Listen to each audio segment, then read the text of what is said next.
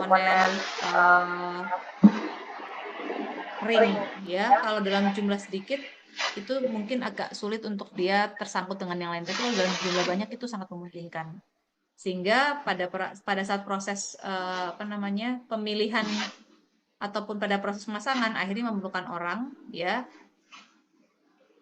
dan akhirnya akan menjadikan proses perakitan dengan menggunakan komponen-komponen ini berarti akan menjadi sulit untuk diotomasikan ya, karena memang lebih sulit karena atau akibat dari bentuknya. Nah, itu rules nomor 6 ya, yang dikaitkan dengan pengurangan tangling dan nesting. Rules nomor 7 adalah orientasi. Jadi seperti yang saya sempat sampaikan di awal, ada dua jenis orientasi, ada yang critical orientation, jadi harus jelas terlihat komponen mana yang mau dirakit ya, C and D. Kemudian ada non-critical orientation. Nah, kalau ini adalah orientasi daripada sebuah produk pada saat dirakit itu tidak akan menjadi permasalahan. Jadi bisa fit di peletakan ataupun arah arah kitan apapun gitu ya. Jadi kalau yang pertama ini akan fokusnya adalah memastikan pada saat merakit kita bisa langsung melihat komponen apa yang dirakit ya.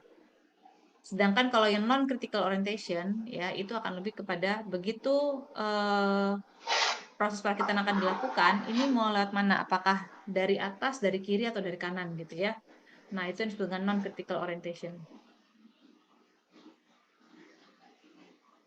Dan tentunya yang tidak kalah penting adalah visibility. Jadi itu yang kemudian digambarkan bahwa aturan nomor 8 ya untuk memastikan akses dan visibility ya. Jadi artinya adalah kalau kita lihat di gambar yang ada di kiri atas ya, kenapa kemudian ini sampai diangkat ke atas, karena untuk kembali untuk bisa melihat bagian dalam dari tempat rodanya ya.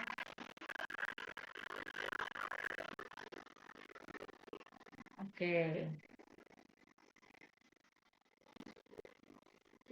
itu terkait dengan visibility ataupun akses. Nah, sekarang berikutnya rules nomor 9 adalah easy part handling. Jadi memastikan komponen yang kita usulkan itu adalah dari sisi ukurannya rata-rata normal. Demikian juga ukuran dimensinya ya. Kalau ini adalah berat badannya, kemudian apakah dia berpotensi tangled atau nested ataupun mungkin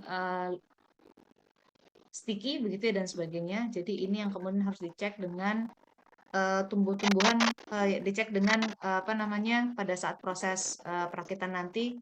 Kalau dia secara size-nya itu misalnya terlalu besar gitu ya, maka akan sulit sekali untuk melakukan handling. Jadi ini semua terkait dengan proses handling. Kalau terlalu berat juga sama, nanti handlingnya susah. Kalau ukurannya aneh begitu ya, tidak umum, nanti handlingnya juga sulit. Kalau ujung-ujungnya tajam juga perlu diperbaiki. Dan juga tangled dan nested tadi ya, itu pasti sangat penting.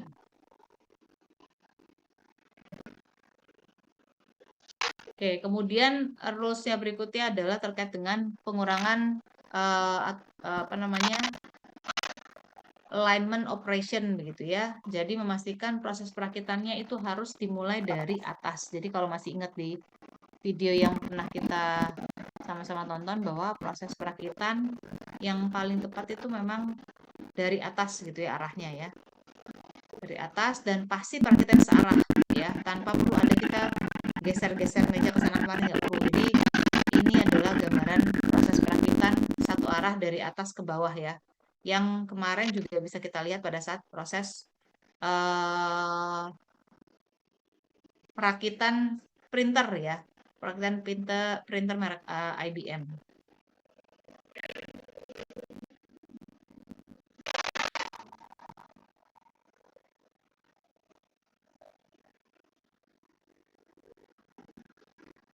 Oke, itu rules-rulesnya. Kemudian ada tambahan yang perlu saya sampaikan.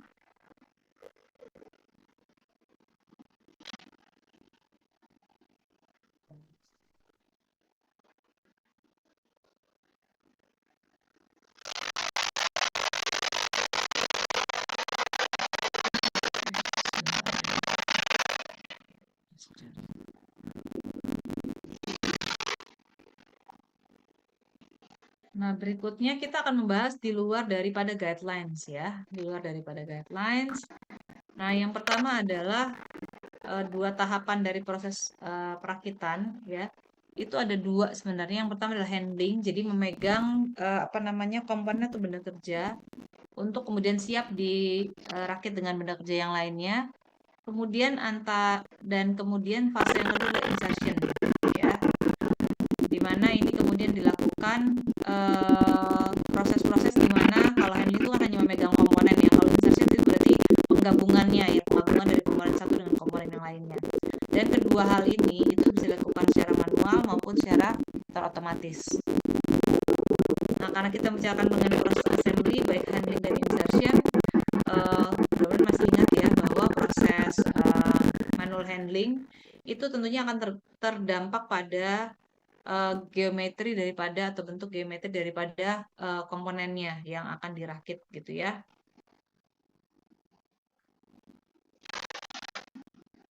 Nah, sebagai contoh di ilustrasi ini ya, di ilustrasi ini kita punya sebentar saya dulu.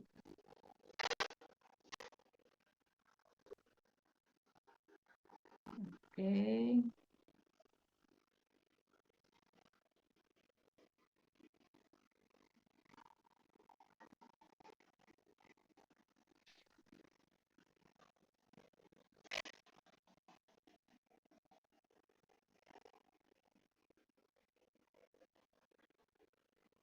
Oke, ini adalah gambaran ilustrasi di mana ada seorang operator ya yang bekerja di sebuah meja tertentu dan kemudian untuk melaksanakan pekerjaannya dia harus mengambil apa namanya komponen-komponen gitu ya yang ada di meja depannya ya.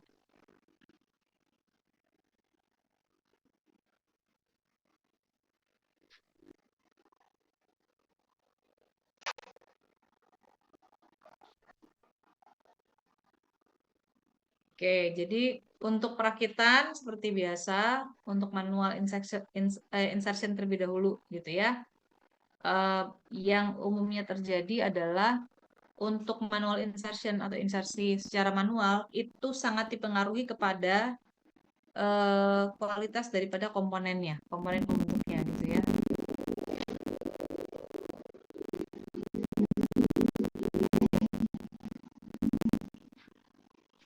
Saya ulang dulu untuk slide-nya.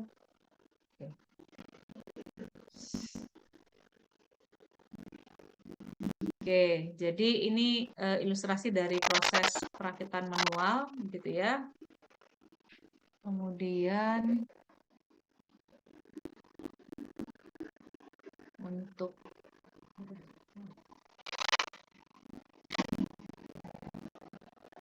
untuk proses perakitan yang selanjutnya adalah yang secara otomatis seperti ini tampilannya. Oke, maaf. Ini bisa. Nah, ini dia ya. Ini adalah proses yang automatic assembly.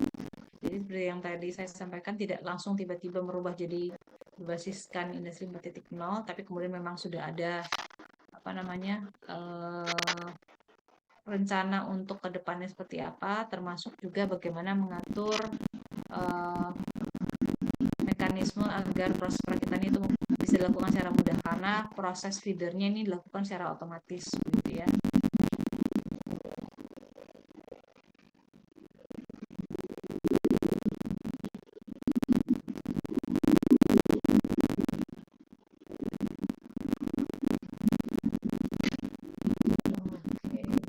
Jadi itu gambaran terkait dengan assembly. Nanti teman-teman bisa lihat sendiri manual handling ya. Kemudian baik yang otomatis maupun semi otomatis gitu ya.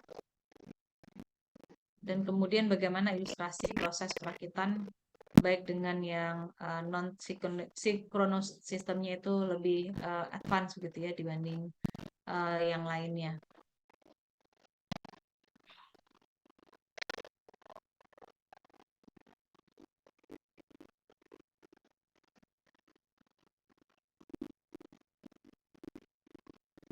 Nah, ini yang kemudian kita bisa lihat ada sebuah penelitian ya yang mencoba menggambarkan 4 tahapan di sistem perakitan atau masih begitu ya.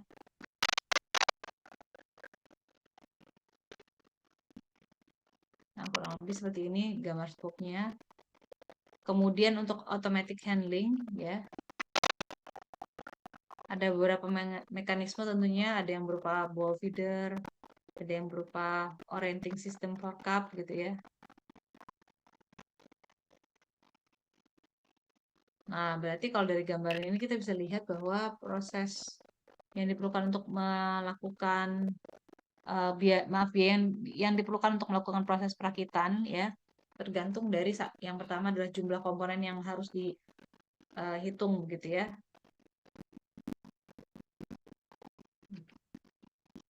Nah, sehingga kemudian di sini kita bisa lihat ada beberapa alat-alat yang hasil daripada proses sebelumnya yang untuk membantu proses perakitan, terutama kalau kita bicara mengenai proses perakitan secara terotomatis.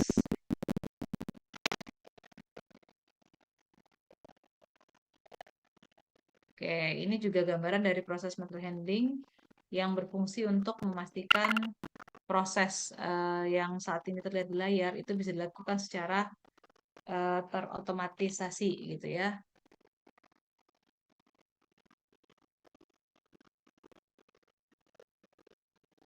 Dan ini kebetulan contoh-contoh yang lain untuk automatic handling ya.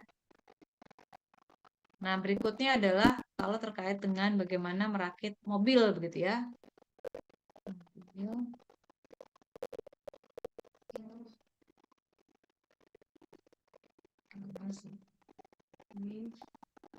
Jadi cost untuk perakitan itu tergantung dari beberapa komponen yang seperti kita sudah diskusikan sebelumnya. Yang pertama tentunya jumlah dari komponen pembentuk produk. Kemudian seberapa mudah ya komponen tersebut itu di handling atau dipegang maupun dikencangkan ya. Untuk yang pertama ya, di sini kan kita akan tetap refer kepada aturan dari Botros dan Denghurst yang kita sudah pelajari. Yang pertama adalah kita menentukan dari komponen-komponen yang ada mana yang berpotensi untuk dihilangkan ya. Jadi ini potensi komponen-komponen yang akan berpotensi untuk dihilangkan ya. Kemudian setelah hal itu kita dapatkan, maka untuk bisa mendapatkan gambaran proses perakitan yang ideal ya, maka kemudian kita akan kombinasikan dengan 2 atau lebih komponen di dalam single moldednya atau cast atau stamping partnya begitu ya. Nah, kemudian kalau kita lihat di ilustrasi di bawah ya, sebentar saya hilangkan dulu.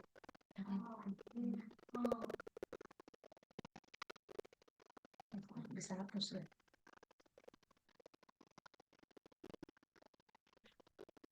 Oke, nah jadi mungkin untuk memperjelas bahwa di sini kita punya sebuah produk ya, yang bila kemudian dirakit, dia akan menjadi satu produk utuh, di mana produk pembentuknya adalah beberapa komponen dengan total sejumlah 9 ya. Nah, sejumlah 9 ini bisa kita lihat secara sekilas dari 9 itu jelas ada 1 2 3 4 ya. Komponennya adalah berupa fastener yang bertujuan untuk dihilangkan ya. Nah, kemudian selanjutnya adalah muncullah ide untuk mengembangkan produk ini, kemudian muncul menjadi produk baru dengan pendekatan DFA ya. Nah, ini berubah dari 9 komponen menjadi tinggal 2 komponen saja ya.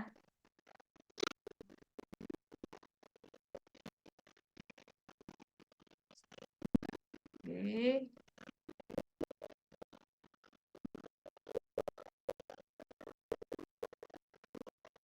Nah, ini ada sebuah tantangan kalau mau itu akan lebih baik melakukan pengecoran dengan mengurangi fastener gitu ya. Apabila itu sudah dilakukan berarti kita bisa ngurangin jumlah variasi dari fastener yang kita miliki. Nah, kalau sebagai contoh di sini adalah kembali ada alat terdiri dari 4 screw gitu ya. Kemudian berikutnya ada alat lain ya, yang yang kemudian dipakai untuk membantu proses perakitan ini, sehingga dari awalnya 4 skrup menjadi tinggal 1 gitu ya, 1 skrup.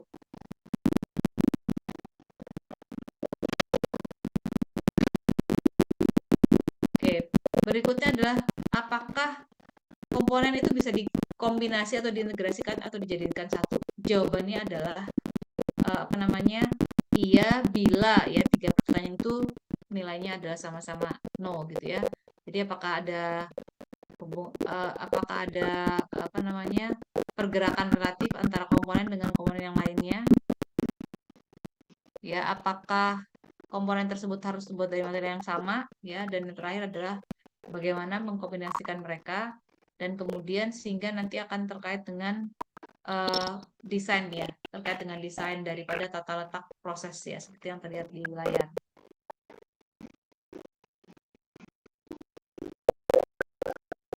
Oke, nah untuk mendesain dari komponen itu memang sangat perlu untuk dipertimbangkan sejak awal ya. Kalau mudah untuk dipegang ya, mudah untuk dimanipulasikan, maka proses perakitannya akan menjadi lebih cepat.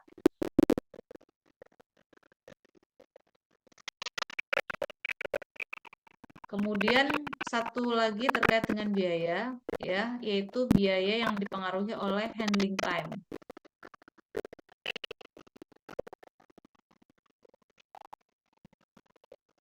Oh, sebentar, pembelasan. Ya. Jadi faktor yang berkaitan dengan waktu handling itu terkait dengan yang pertama adalah komponen pembentuk produknya. Kalau apakah komponen tersebut itu simetri, jadi simetri dalam arti kanan dan kiri begitu ya, atau dia berbentuk basisnya adalah penampangnya adalah bulat atau lingkaran. Kemudian ukuran daripada partnya ya, ketebalan dari partnya, dan berat daripada partnya. Dan keempat hal ini semuanya akan berpengaruh pada waktu handling time secara manual. Dan yang terakhir adalah tambahannya, apakah partnya itu mudah untuk dipegang dan dimanipulasikan dengan satu tangan tanpa menggunakan tools tambahan ya.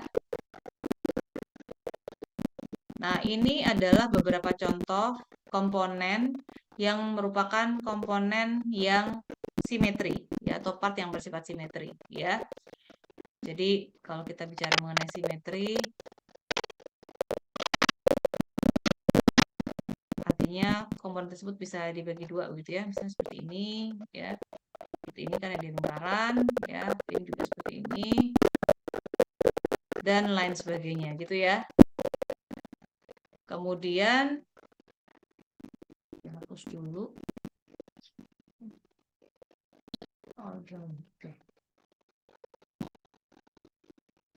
Selanjutnya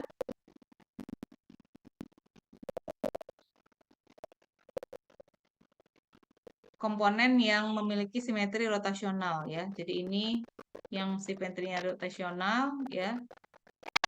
Kemudian yang di bagian bawah adalah non rotational simetri. Jadi tapi dia sama-sama masih simetri gitu ya.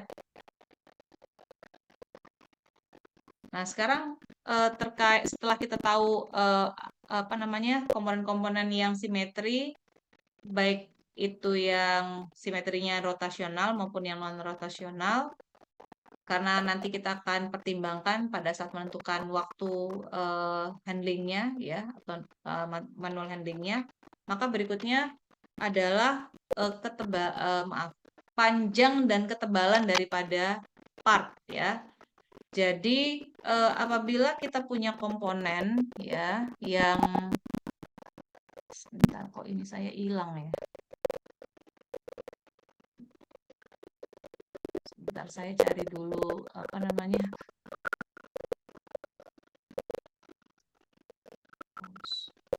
Tapi mouse saya atau kursor saya bergerak, kelihatan ya? Kelihatan, Bu. Oh, kelihatan ya. Oke, aman. Nanti saya lanjutkan lagi ya. Jadi kalau untuk ukuran dan juga ketebalan itu terkait dengan dimensi dari produk yang akan dirakit begitu ya. Jadi kita akan membahas bagaimana perakitan tergantung dari ukuran dari produk yang akan dirakit. Kalau bentuk produknya seperti yang terlihat di layar kunci, maka yang dimaksud dengan size ataupun panjang itu adalah ukuran terpanjang daripada kunci tersebut, begitu ya.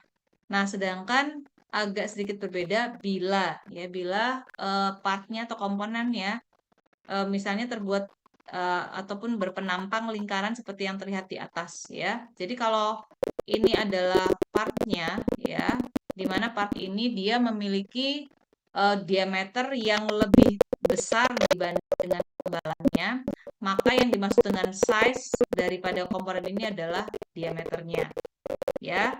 Tapi untuk part yang ini berikutnya ya, di mana dia juga sama-sama berpenampang lingkaran begitu. Namun ya, kemudian ketebalannya itu jauh lebih besar ya dengan apa namanya panjangnya, maka tetap yang menjadi panjang atau size daripada objek ini adalah panjang dari bendanya ya. Jadi artinya adalah kalau untuk benda-benda yang penampangnya adalah lingkaran, bila diameternya itu lebih besar daripada thickness-nya, daripada ketebalannya, maka yang menjadi ukuran panjang adalah diameternya. Dan kebalikannya, dan ini berlaku kebalikannya untuk silinder ya ataupun yang berpenampang lingkaran dengan ukuran ketebalan yang lebih besar. Nah, sedangkan kalau untuk benda-benda yang secara bentuk luarnya adalah rektangular ataupun persegi panjang begitu ya ataupun balok, maka yang menjadi ukuran panjangnya otomatis kita paham ya, pasti ukuran panjangnya adalah ukuran daripada bagian daripada benda kerja yang paling panjang itu kita bilang panjang, sedangkan yang berikutnya ya lebarnya ataupun ketebalannya itu merupakan atau kita anggap sebagai thickness-nya. Nanti kalau dengan contoh mungkin akan lebih mempermudah begitu ya. Jadi artinya size dan thickness ini terkait dengan size ini berarti ukuran terpanjang, thickness itu berarti ukuran atau dimensi daripada objek yang panjangnya nomor 2. Nah, setelah kita melihat dari sisi ukuran ya, size dan thickness, maka berikutnya adalah apakah komponen atau part tersebut itu ringan atau berat begitu ya. Nah, ini dua ilustrasi. Kalau komponen yang ringan seperti ini, sedangkan komponen yang berat seperti peralatan atau tools gitu ya, yang biasanya dipakai. Kemudian yang juga berdampak pada waktu handling itu adalah seberapa mudah atau sulit komponen tersebut itu diambil dan dimanipulasi gitu ya. Nah, masih ingat ya tadi kita bicara mengenai komponen-komponen yang berpotensi untuk tersangkut ya satu dengan yang lain. Contohnya adalah spring ataupun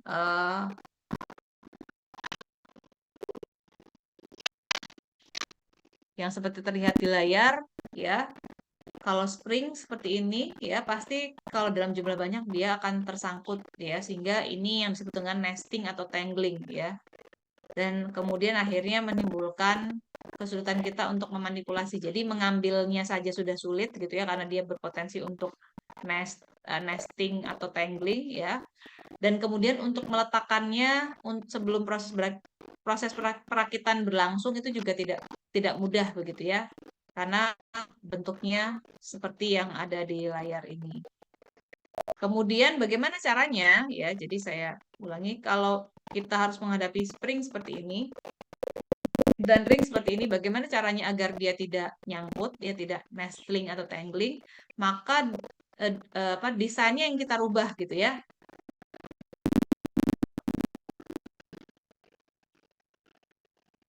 Nah, jadi ini yang kemudian kita bisa lakukan. Jadi kalau untuk spring, kita buat ujungnya tertutup seperti ini ya. Demikian juga kalau untuk yang komponen yang kedua itu juga kita buat agar celahnya itu bisa sesempit mungkin sehingga tidak mungkin terjadinya nesting atau tangling. Kemudian permasalahan lainnya adalah kalau kita harus mengambil dan memanipulasi komponen-komponen yang fleksibel gitu ya, seperti belt, chain, sama gasket. Ini semuanya kan komponen-komponen yang fleksibel ya, sehingga akan sulit sekali pada saat kita harus mengorientasikan ya sebelum dirakit begitu ya.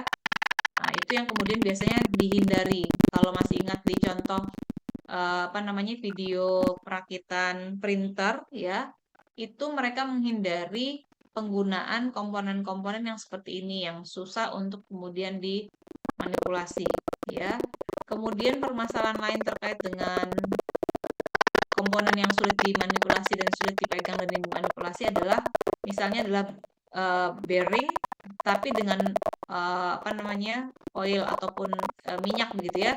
Jadi dia kecil plus licin gitu ya, pasti akan susah untuk dipegang dan juga susah untuk dimanipulasikan. Nah, untuk komponen-komponen seperti itu, kalau kita terpaksa nih tidak bisa digantikan dengan komponen yang lain, maka apa yang harus dilakukan? Maka otomatis harus ada alat bantu, ya. Jadi sering disebut dengan grasping tools, ya. Bentuknya macam-macam.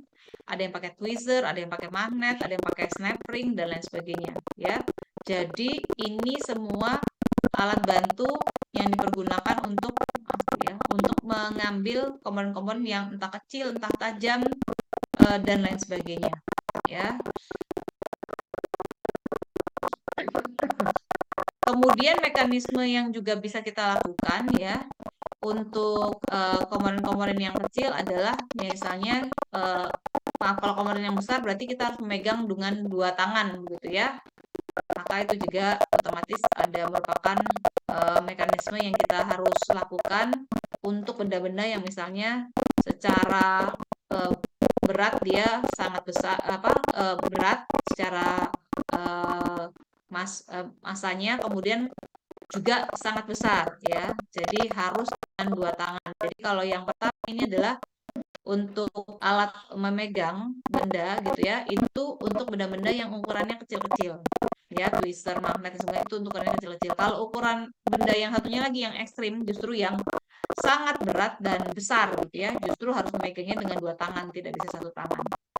Atau juga komponen-komponen tepat yang fragile ataupun mudah pecah gitu ya, jadi harus hati-hati. Kemudian komponen-komponen yang seperti terlihat di sini adalah komponen-komponen yang bersifat ya komponen elektronik ya. Ini kan juga fragile ataupun mudah pecah. Jadi harus sangat berhati-hati pada saat kita memegang dan juga memanipulasi pada saat proses perakitan. Nah, untuk benda-benda yang tajam ya ataupun terlalu panas ya, itu juga sebaiknya juga tidak dilakukan atau dihindarkan untuk disentuh oleh operator ya. Maka kemudian harus ada alat bantu khusus atau komponen tersebut itu lengket atau sticky gitu ya. Ini juga perlu ada ini khusus ya. Ini contohnya adalah ada ball bearing tapi ada banyak olinya ya, atau komponen yang ada adhesifnya itu kan sticky otomatis ya. Dan sehingga kalau kita bisa lihat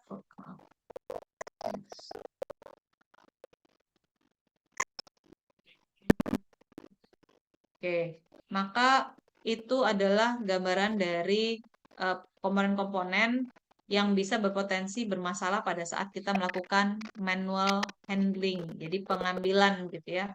Nah, sekarang kita lihat adalah faktor-faktor yang berpengaruh pada manual insertion, jadi proses penggabungannya ya. Tentunya paling baik adalah memastikan kita punya features yang mempermudah untuk proses perakitan. Sebagai contoh yang ada di layar ini ya. Jadi kalau kita lihat di sini, ini adalah desain yang awal ya, tanpa adanya chamfer, sehingga kadang-kadang komponennya nyangkut di di bagian ujung atas daripada kontainer. Tapi begitu kita lakukan perubahan desain ya, jadi ada semacam chamfering, otomatis dia akan bisa masuk ke sini dengan mengikuti adanya chamfer pada sisi-sisi benda kerjanya ya. Jadi tidak perlu kemudian untuk mendesain yang sulit-sulit, tapi yang paling mudah adalah di mana letak permasalahannya. Kalau permasalahannya adalah di insertion, maka yang kita rubah adalah desain daripada produknya. Oke. Kemudian berikutnya contoh-contoh yang ada di layar juga untuk membantu ya penggambaran terkait dengan ease of alignment, kemudian ease of insertion ya. Nah, untuk ease of insertion pastikan beberapa komponen ini dipahami. Yang pertama adalah clearance. Jadi kalau kita masih ingat ya dulu di mata kuliah menggambar teknik kita bicara mengenai clearance ataupun tolerance ya. Nah, ini kalau kita melakukan insertion, kalau suayannya itu adalah suayan paksa, tentunya agak sulit sekali untuk melakukan insertion. Insertion itu akan mudah apabila kita memiliki misalnya suayan longgar atau suayan pas ya.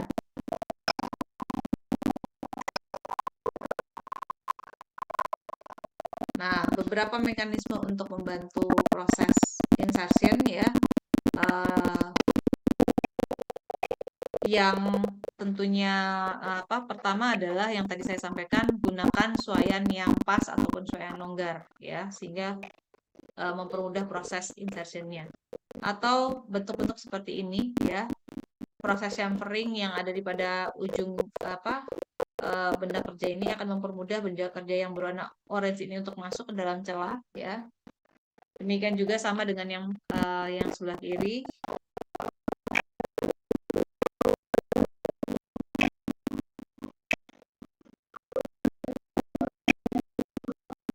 Berikutnya adalah gambaran mengenai proses insertion yang tidak mudah dilakukan akibat adanya obstructed view atau obstructed access begitu ya.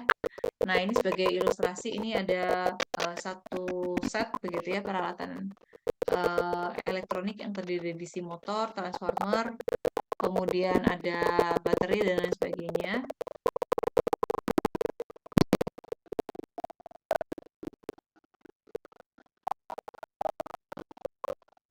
Nah, misalnya untuk gambaran benda seperti ini, ya, kita punya tugas begitu ya, dimana tugasnya adalah meletakkan baterai ini, begitu ya, baterai ini di suatu lokasi yang berbeda. Berarti kan artinya akan terjadi pemindahan begitu ya. Nah, kalau kita lihat di sini, maka sebelum kita melakukan pemindahan komponen, maka kita perlu cek dulu beberapa hal. Yang pertama adalah apakah kita bisa lihat pada saat kita ingin memindah komponen dari satu tempat ke tempat yang lain, apakah bisa terlihat komponen yang akan dipindahkan maupun area tempat pemindahan dokumen, ya. Kemudian yang ketiga adalah pertanyaannya, apakah ada features ya yang akan mencegah akses terhadap operator untuk melakukan perakitan. Ya, jadi apakah aksesnya clear, kurang lebih seperti itu ya. Nah, kita lihat gambarannya ya. Untuk dari contoh manual insertion ini ada beberapa guidelines yang kita bisa pegang. Yang pertama adalah komponen yang akan digabungkan itu sebaiknya dia bisa self-locating, artinya tidak perlu dipegang pada saat proses perakitan berlangsung ya. Nah, contohnya apa seperti ini ya. Ini ada komponen 1, 2, 3. Nah, ini pasti kita harus pegangin agar dia benar-benar tegak lurus nih ya. Ini yang harusnya tegak lurus. Ya, ini harus tegak lurus nih. Ya. Nah, karena tidak ada mekanisme chamfering, maka kemudian akan sulit sekali untuk memastikan dia adalah tegak lurus. Tapi kalau dibandingkan dengan gambaran yang kedua ya, hari ini saya coba perbesar gambarnya.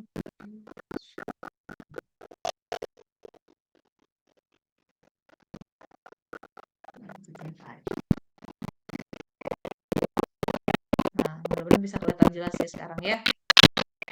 Jadi ini yang no self-locating, artinya tidak diberikan tanda di mana nanti meletakkan komponen-komponen di atasnya ya.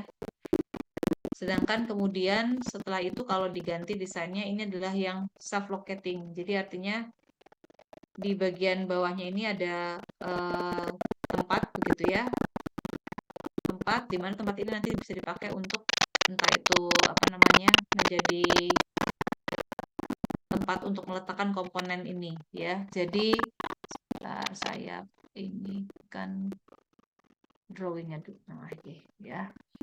Jadi yang bagian bawah ini yang berwarna merah ya, itu memang sengaja dibuat seperti itu dengan tujuan agar komponen ini, yang komponen bagian atasnya itu nanti bisa langsung istilahnya menempati lokasinya dengan tepat gitu ya. Seperti ini. Jadi ini pasti akan letaknya di sini pas karena kita sudah bikin celah di situ ya. Kemudian setelah itu kalau untuk yang apa namanya bagian atas ini mungkin sudah lebih mudah ya karena kalau yang penting kan bagian bawahnya ini itu sudah self locating dan juga self alignment ya, maka itu akan menjadi mempermudah pada saat kita akan menggabungkan bagian yang atas ini.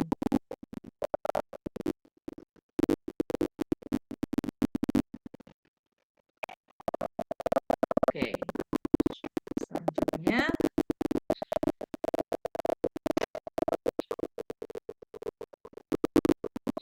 tambahan yang perlu dikonsider begitu ya. Nah, jadi terkait dengan proses perakitan yang sebaiknya dilakukan dari atas ke bawah begitu ya, itu tujuannya adalah memastikan proses perakitan itu mudah karena kita memang align dengan proses dengan gaya gravitasi yang pasti dari atas ke bawah begitu ya. Nah, jadi gambaran yang seperti ini ya. Ini dia tidak baik kenapa? Karena dia diletakkannya menyamping ya. Kalau kelihatan ini menyamping ya. Kalau yang ini akan tepat karena kita pasti akan melakukannya dari atas ke bawah. Kemudian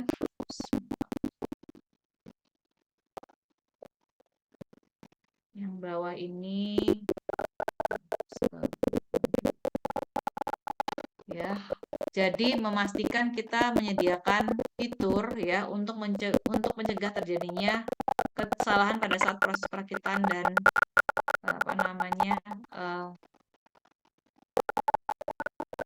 perakitan dan juga proses manufakturnya ya. Nah, jadi dari sini kita bisa lihat bahwa pada saat proses perakitan itu juga diperlukan adalah menghilangkan proses atau operasi yang akan sulit dilakukan gitu ya. Misalnya proses welding ya, pengelasan, bracing, gluing dan sebagainya.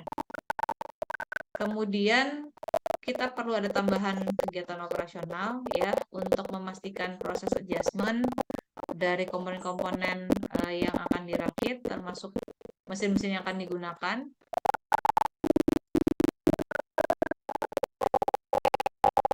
Oke, selanjutnya adalah yang juga tidak kalah penting setelah kita mengetahui karakteristik daripada komponen yang akan dirakit, maka kemudian kita juga perlu untuk mempertimbangkan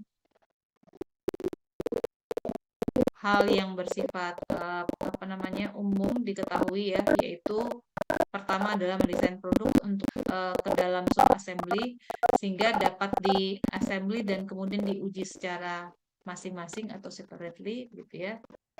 Kemudian ada decouple manual dan machine operation, artinya ada mesin otomasi dan juga ada mesin operasi untuk melakukan prosesnya. Kemudian kalau misalnya dilakukan secara berkelompok ya untuk grup manual assembly, maka hal yang kita pelajari ini bisa dipergunakan untuk mengoptimalisasi line balancing.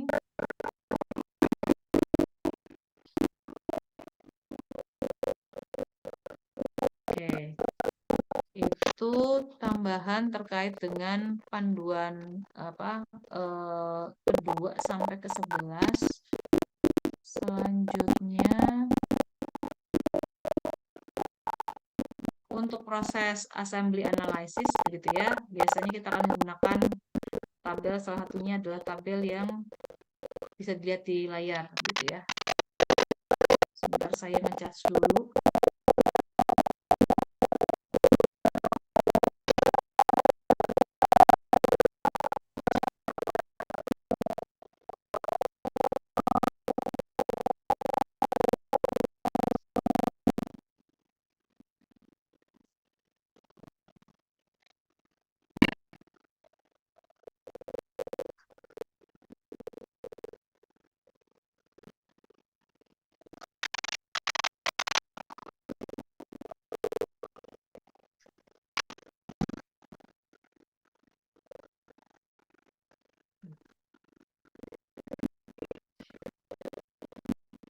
Nah, di layar terlihat bagaimana ilustrasi perbandingan dari dua kondisi di proses perakitan gitu ya. Kondisi yang pertama adalah kita bisa lihat adalah kondisi di mana khusus untuk proses handlingnya ya, proses handling. Kemudian yang berikutnya adalah untuk proses insertion. Jadi handling itu adalah memegang komponen ya sebelum dirakit, kemudian insertion adalah proses perakitannya itu sendiri.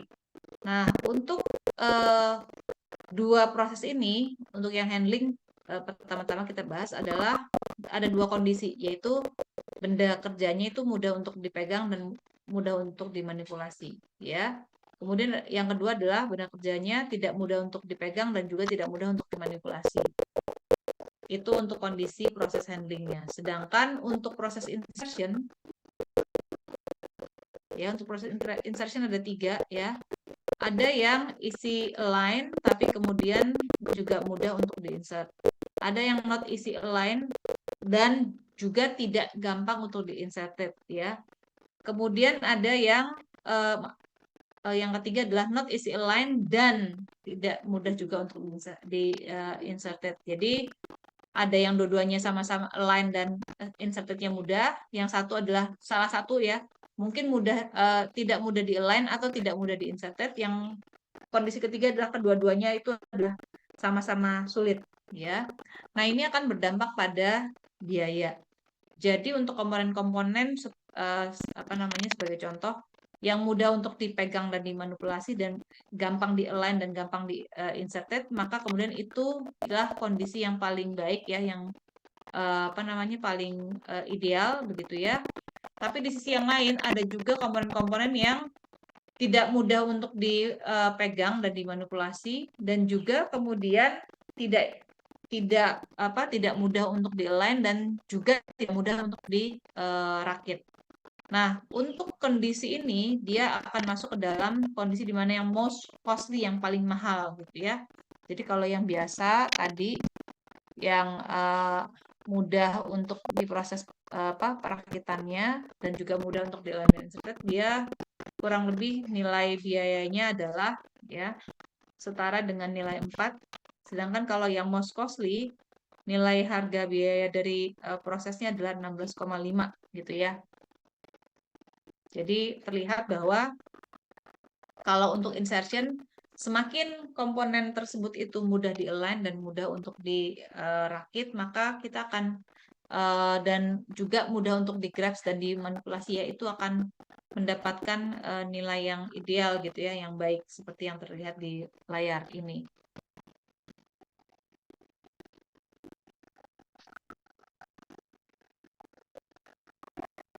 Oke, selanjutnya adalah combining parts ya. Nah, di combining parts ini kurang lebih hampir sama seperti yang saya sempat sampaikan sebelumnya ya, dengan objek yang berbeda ya. Jadi kalau kita bicara combining parts kan berarti kan kita harus tahu parts mana yang akan dihilangkan gitu ya. Nah, jadi ini sebagai contoh, kalau kita punya komponen yang akan digabungkan menjadi satu gitu ya, maka kita harus tahu komponen tersebut mungkin atau tidak untuk dijadikan satu dan bila mungkin apakah berdampak pada kinerja yang lain ya. Nah, jadi pemilihan di sini adalah pemilihan dari dua ilustrasi ini adalah apakah desain yang di sebelah kanan di mana dia memiliki jumlah komponen yang sedikit itu secara harga atau biaya itu seberapa jauh perbedaannya gitu ya. Nah, jadi kalau kita bandingkan untuk gambar yang kanan dan kiri gitu ya, ini untuk gambar yang bagian atas, ini bagian bawahnya ya, yang untuk dipergunakan untuk menutup. Nah, untuk kedua gambaran produk ini kita bisa lihat bahwa untuk desain yang pertama ya, screw pengukur atau baut ada fastener gitu ya. Sedangkan di desain yang berikutnya, desain yang baru, ini jumlah skor berarti tinggal 1 gitu ya. Jadi dari 4 menjadi 1. Sehingga kalau kita lihat di sini komponen-komponennya banyak yang kemudian menjadi efisien ya.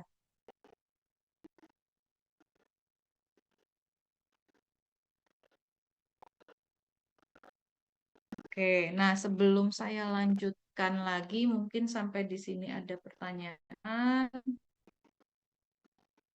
Dan sambil saya menunggu feedback, saya coba nyalakan untuk absennya ya.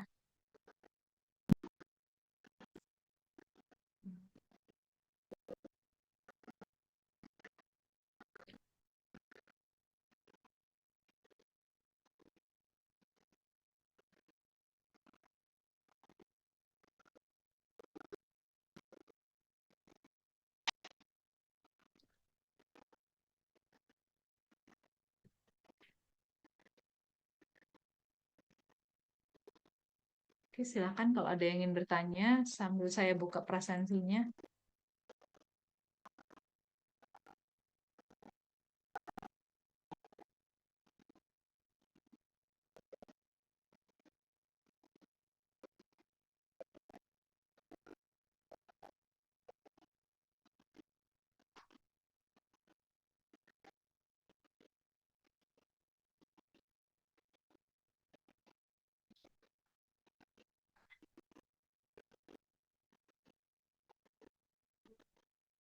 Oke.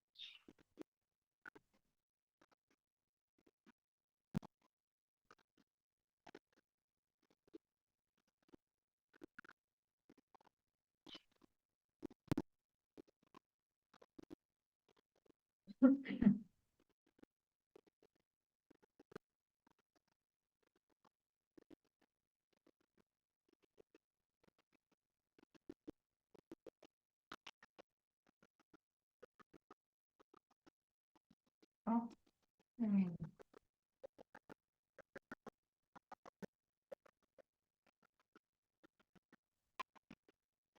Oke, silakan ini kode absennya, silakan bisa diproses. Kemudian kalau ada yang ingin ditanyakan terkait dengan materinya, silakan sebelum saya lanjutkan.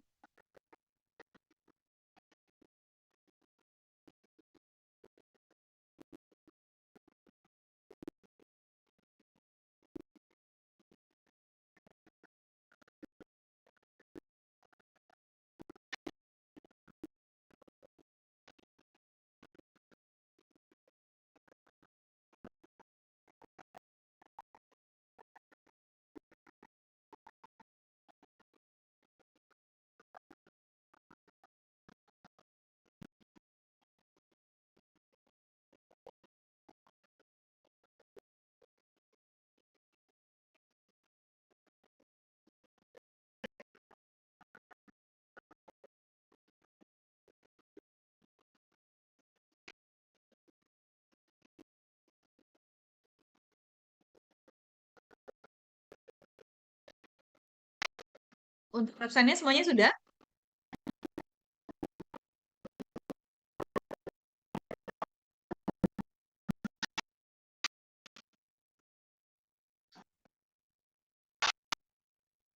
Siap, sudah, Bu. Cek dulu ya. Masuk semua.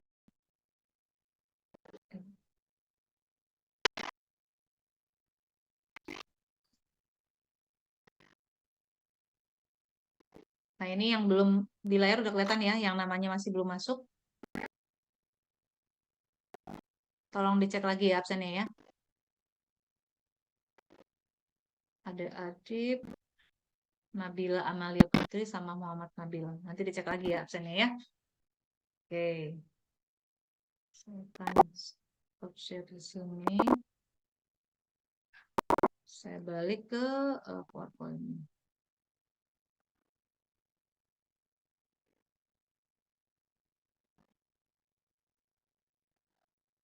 Oke, saya slideshow untuk melanjutkan.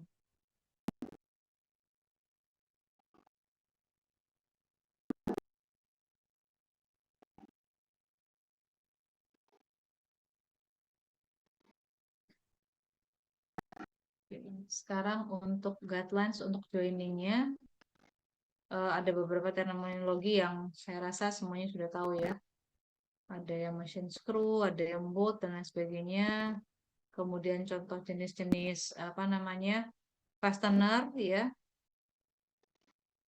Termasuk di sini ada rivet, ada punch pin, ada grommet, ada di sini namanya push rivet begitu ya. Jadi ini mekanisme pengencangan semua. Terus juga ada yang non mekanis ya. Jadi kita menggunakan sim ya, simming ya.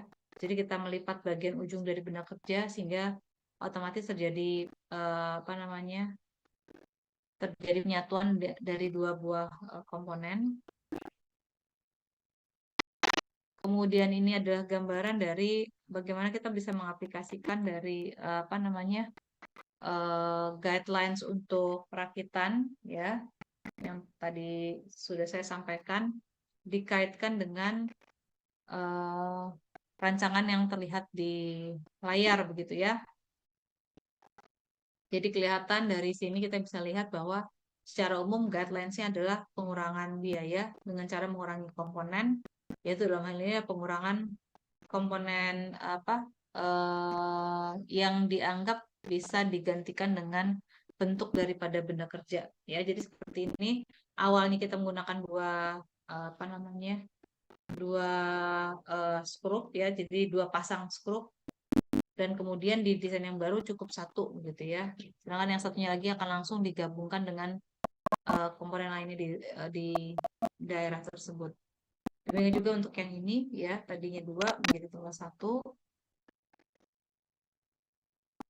Dan kemudian tentunya masih ingat ya kalau kita bicara mengenai proses apa perakitan ini pasti juga mengikuti persyaratan untuk proses manufaktur gitu ya. Nah, misalnya contohnya seperti ini. Kalau kita ingin melakukan skrup mur dan baut itu sebaiknya dilakukannya menjauhi dari lengkungan ya. Jadi kalau ada lengkungan seperti ini sebaiknya dijauhi dulu baru kemudian melakukan proses pengencangan.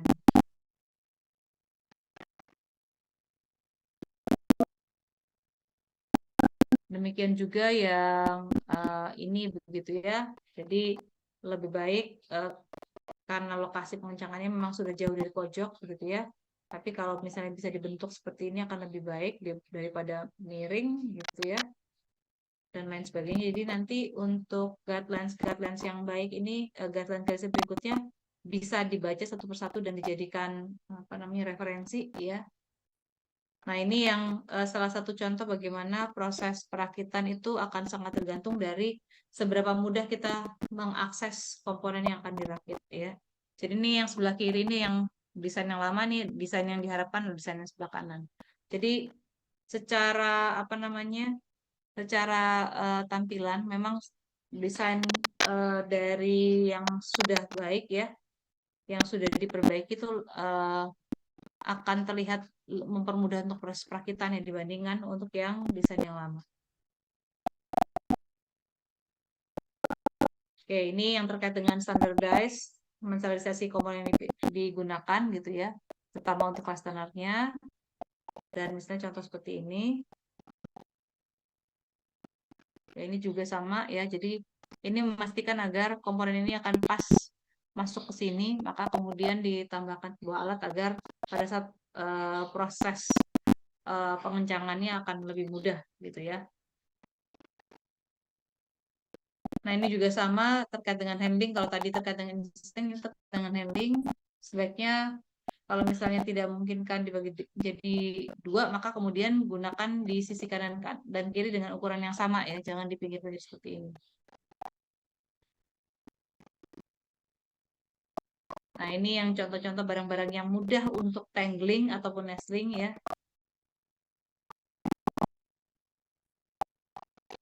Dan selanjutnya nanti teman-teman bisa lihat sendiri gitu ya. Beberapa tambahan terkait dengan memastikan guidelines daripada DFA tidak hanya satu yang dipergunakan, tapi yang lain-lainnya juga bisa dipergunakan ya.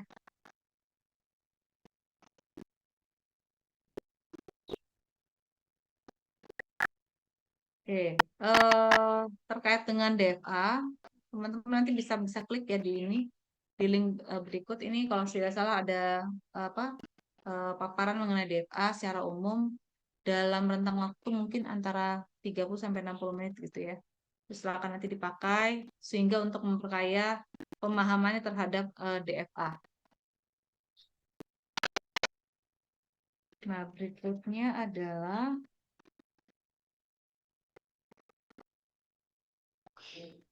setelah kita lihat seperti ini, kita akan lihat sebuah contoh aplikasi dari DFA ya. Saya share dulu.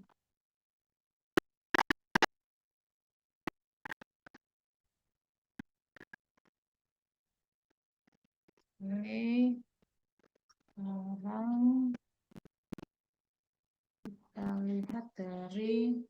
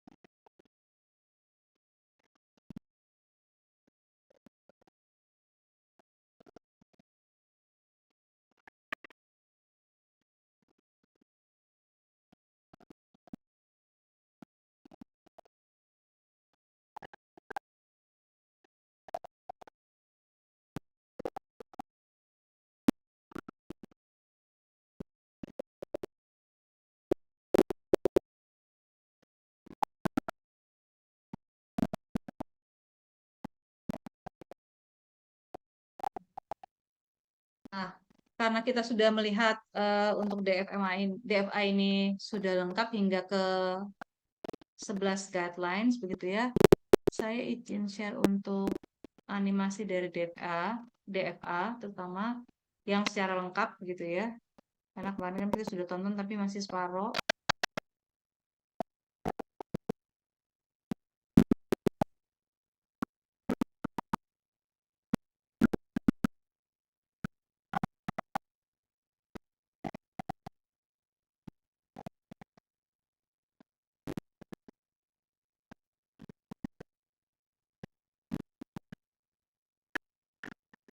Ya, sebentar saya share sound dulu. Share sound.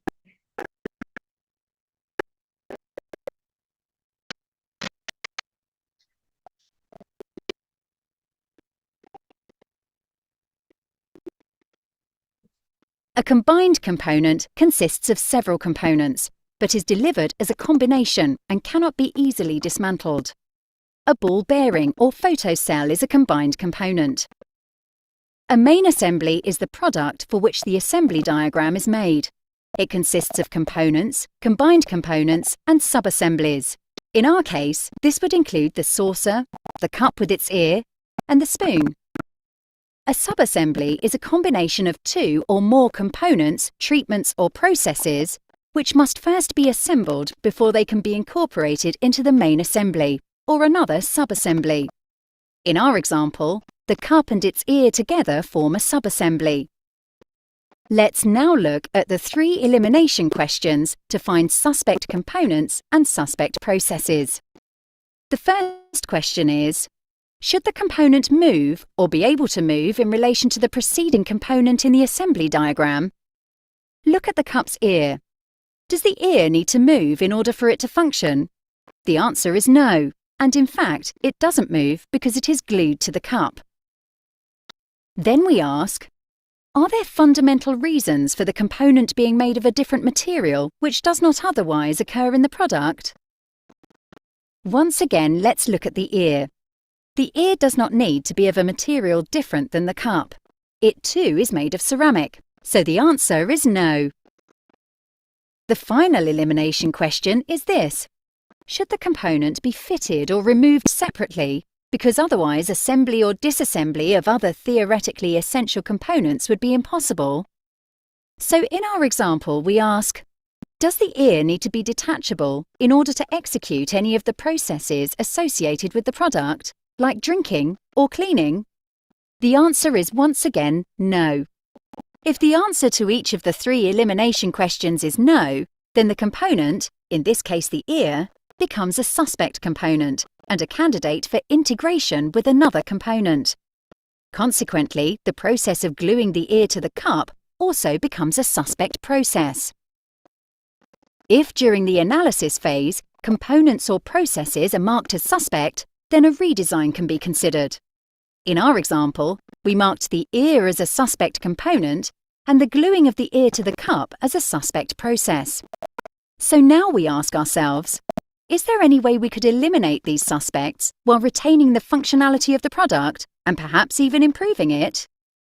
We can make the ear an integral part of the design and production of the cup, so that the cup and ear are a single piece of ceramic.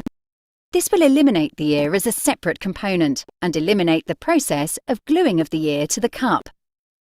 Once the redesign is done, the results are incorporated into a new target assembly diagram.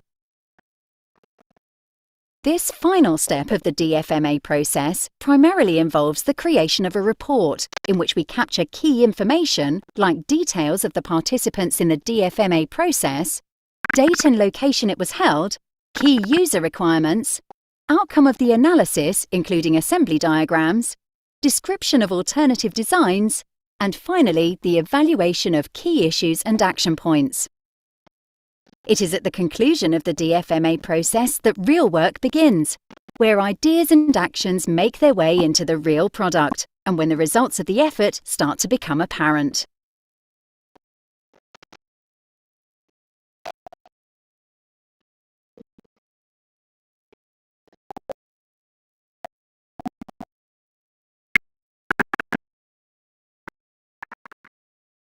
Oke, jadi itu videonya secara lengkap ya untuk proses pengurangan jumlah komponen dengan guidelines DFA. Saya akan ulang lagi untuk 11 ya guidelines pada DFA.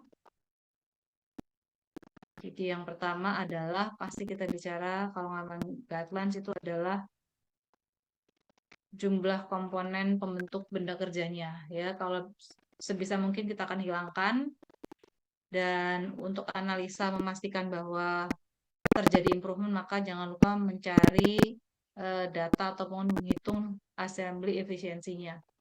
Kemudian setelah produknya itu sudah secara jumlah produknya itu semakin sedikit begitu ya, maka kemudian kita bisa mengaplikasikan satu atau semua hal yang terkait dengan DFA. Jadi termasuk di dalamnya misalnya mengurangi jumlah komponen yang berbeda, jadi komponen harus standar ya. Penyederhanaan proses perakitan ya, kemudian mengurangi jumlah proses dan sebagainya. Ini bisa dikerjakan secara paralel ya, dengan tujuan satu yaitu untuk memastikan bahwa jumlah komponen yang nanti akan kita buat atau desain baru dari jumlah komponen tersebut itu satu bisa memiliki efisiensi yang lebih tinggi ya. Yang kedua adalah memastikan pada saat proses penggunaan DFA untuk redesign ini dilakukan ya, maka itu benar-benar bisa memberikan manfaat ataupun dampak terhadap entah itu perusahaan ataupun perorangan yang menggunakannya. Oke, jadi itu untuk DFA, dan selanjutnya masih di DFA. Sebentar, saya stop dulu ya. ada beberapa contoh dari implementasi dari DFA untuk melakukan perhitungan waktu. Jadi kalau minggu lalu kita sudah melakukan perhitungan waktu ini ya, maaf, perhitungan efisiensi daripada desain, di mana sebagai bagian dari perhitungan efisiensi kan kita melakukan juga perhitungan untuk waktu perakitannya ya. Jadi kalau sebentar saya share screen lagi agar ingat, ini adalah tabel yang kita lihat minggu lalu ya, di mana tabel ini kita pakai untuk melakukan perhitungan assembly efisiensi ya. Nah, khusus untuk assembly time ya, di sini assembly time yang nilainya 3,5, 12,3 ini itu didapatkan dari mana? Itu didapatkan dari waktu standar. Nah, sekarang kita lihat bagaimana caranya menghitung waktu perakitan gitu ya, dengan menggunakan analisa Botero dan Dehors ya. Saya share dulu yang ini, saya pindah ke slide yang satu lagi.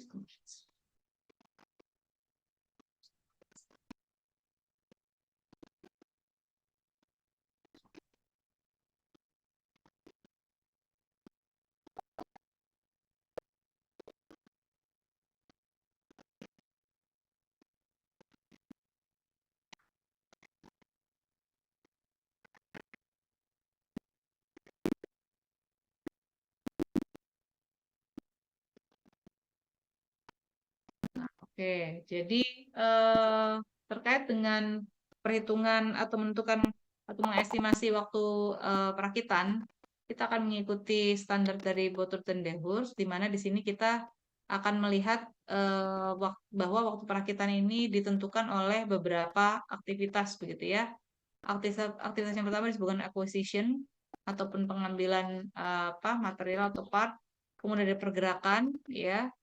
Terus ada orientasi, ada penggabungan atau insertion, dan yang terakhir adalah pengencangan, gitu ya. Nah, untuk klasifikasi ala Botero dan Dehors itu kita akan menggunakan klasifikasi sistem yang terlihat seperti yang terlihat di gambar ya. Ini adalah tabel-tabel untuk menentukan waktu atau mengestimasi waktu perakitan yang terdiri dari ada dua. Yang pertama di sini adalah untuk mengestimasi waktu manual handling ya, pemegangan komponen sebelum nanti akan dirakit ya. Kemudian ada juga nanti, nah ini adalah tabel yang kita akan refer untuk menghitung manual insertion-nya ya, proses perakitan yang dilakukan secara manual ya.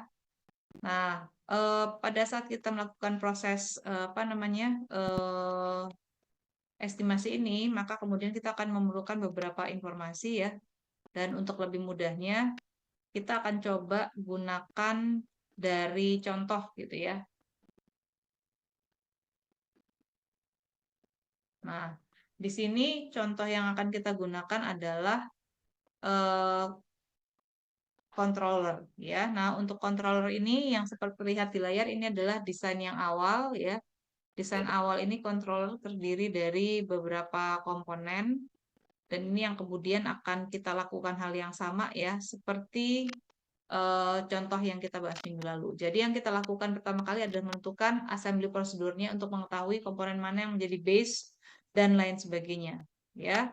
Nah, prosedur assembly ini ternyata dimulai dari menempatkan pressure regulator upside down into a fixture. Jadi saya balik dulu sebentar.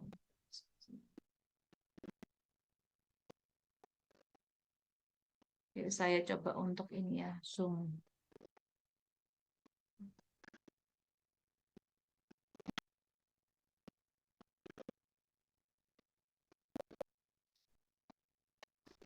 Nah, jadi kelihatan lebih jelas ya. Jadi yang namanya komponen yang pertama yang akan dirakit adalah pressure regulator yang posisinya paling atas ya.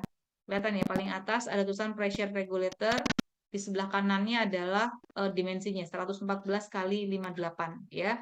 Nah, ini adalah pressure regulator, ini adalah komponen pertama yang akan dirakit. Nah, pada saat dia mau dirakit, maka kemudian pemasangannya adalah bagian ini akan dipasang pakai pada fixture bagian atasnya gitu ya, akan dipasang dengan fixture. Nah, mungkin biar lebih gampang, gak usah pakai ini.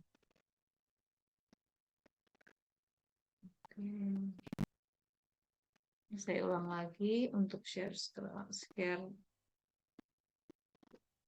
ya. Nah, ini ya. Jadi kelihatan ya pressure cooker ini yang letaknya posisinya di atas ya.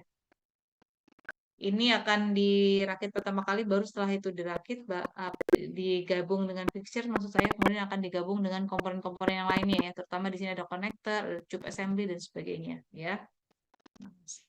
Kita mundur dulu bahas itu.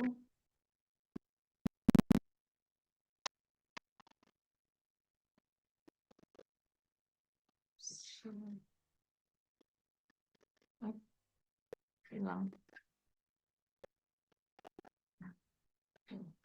Nah, jadi itu apa namanya gambaran dari klasifikasinya.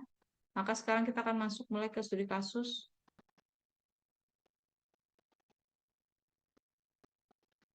Nah, jadi kalau dilihat dari sini ya, untuk komponen controller ini terdiri dari beberapa komponen, ada pressure regulator, ada concentrator, ada tube assembly dan sebagainya, itu jadi satu di sini ya. Dan kemudian kita akan melakukan analisa untuk pengurangan jumlah komponen ya, sekaligus untuk memperlihatkan bagaimana perhitungan estimasi waktu assembly-nya itu dilakukan.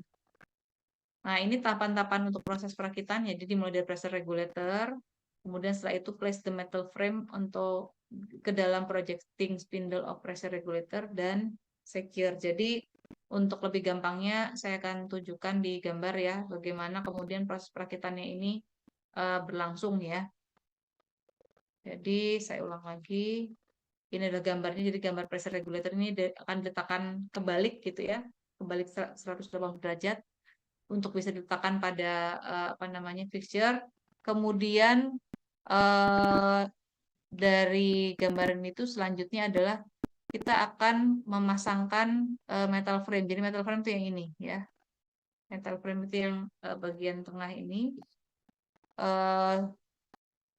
Setelah digabungkan dengan metal frame untuk mengencangkannya, maka seperti yang kita lihat di sini, biar saya zoom aja ya, karena saya sendiri nggak bisa ngelihat ini kalau nah ini ya. Setelah pressure regulatornya itu sudah terpasang, maka berikutnya adalah kita akan masang metal frame ya. Metal frame ini dimensinya 114 kali 77 kali 51 ya. Dan kemudian nanti setelah dipasang metal frame, maka berikutnya seperti yang terlihat di sini ya, sudah ada gambar dua alat fastener begitu ya.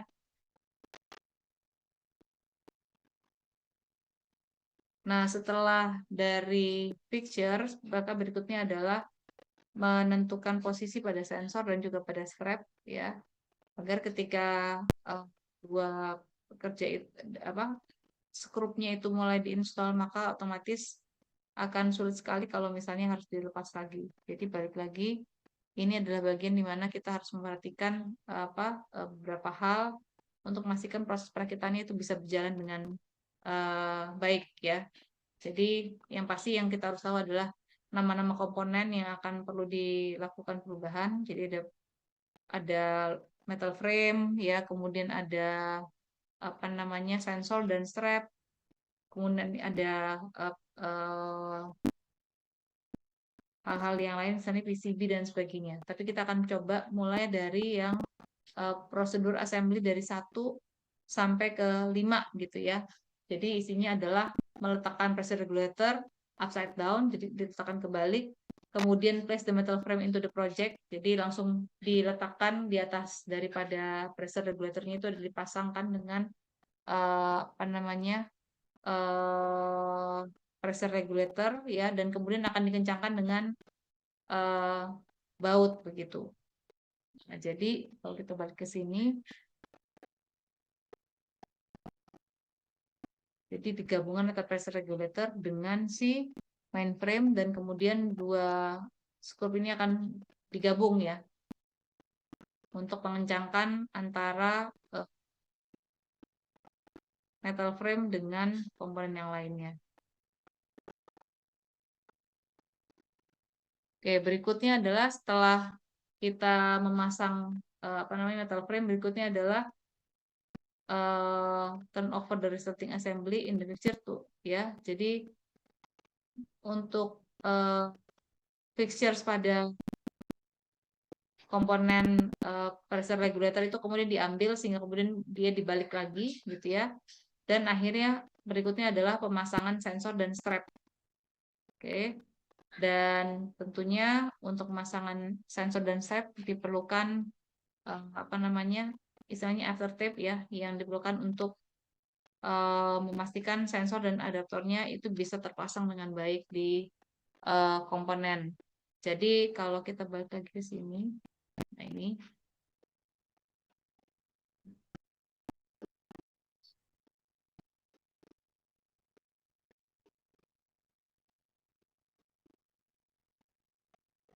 Oke, nah ini kelihatan ya. Jadi di sini ada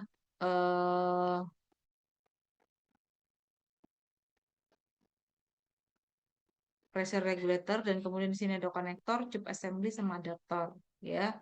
Di luar itu juga ada sensor. Jadi dari gambaran yang tadi setelah pressure regulator ini digabungkan dengan metal frame, kemudian dikencangkan gitu ya. Maka selanjutnya adalah ada proses di mana dia akan menghubungkan antara pressure regulator ini dengan konektor dan juga tube assembly. Dan termasuk juga adalah adaptor nut-nya ya. Jadi kurang lebih itu gambaran singkat untuk yang perakitan. Jadi 1, 2, 3, 4 gitu ya. 5, 6, 7, 8, 9 ya. Dan dengan skrupnya ada 10. Nah, dari gambaran itu maka kemudian kita lanjutkan ya. Masih ingat pada saat minggu lalu kita bahas mengenai waktu estimasi, maka kemudian di sini untuk assembly prosedurnya sudah diberikan, tinggal kemudian memberikan atau perhitungan untuk menentukan apakah komponen tersebut itu, masih ingat ya, memenuhi 3 kriteria yang akan kita tanyakan ya.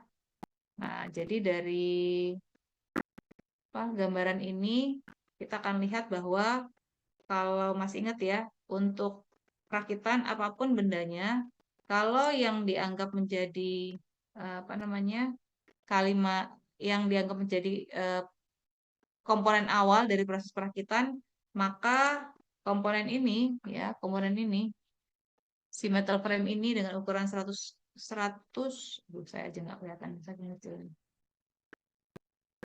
Metal frame dengan ukuran 114 kali 77 kali 51 yaitu ukurannya ya.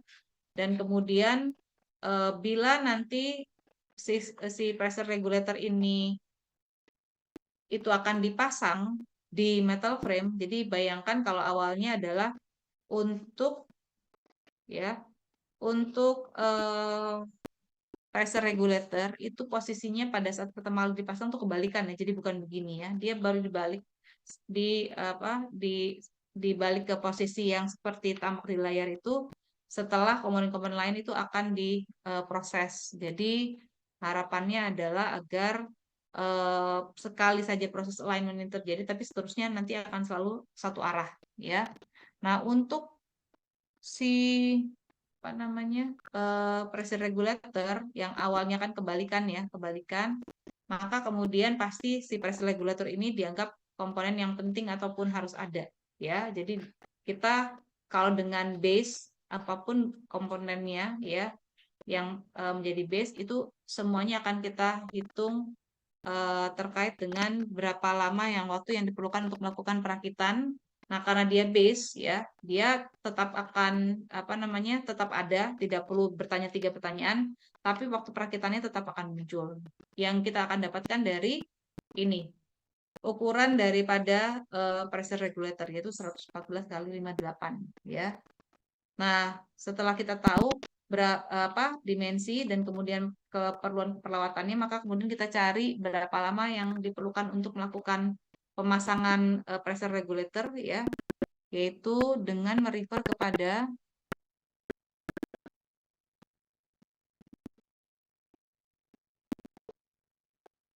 tabel ini.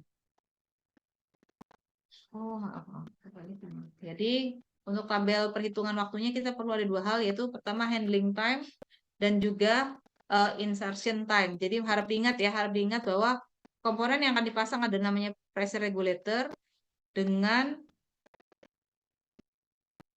ukurannya ada 114 kali 58 ya, 114 kali 58. Jadi 114 itu adalah panjangnya, 58 itu adalah lebih kepada lebarnya, atau dalam hal ini adalah diameter gitu ya. Oke, kita tahu itu adalah dimensinya. Kemudian kita tinggal refer ke tabel.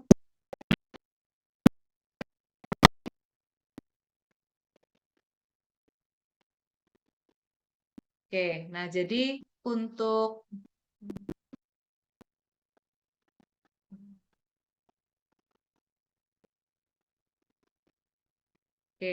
untuk menentukan waktu total perakitan, maka kita perlu menghitung waktu manual handlingnya ya. Nah, untuk waktu manual handling di sini, inilah waktu manual handling di sini, itu diestimasi dengan berdasarkan tabel yang ada di bawah ya.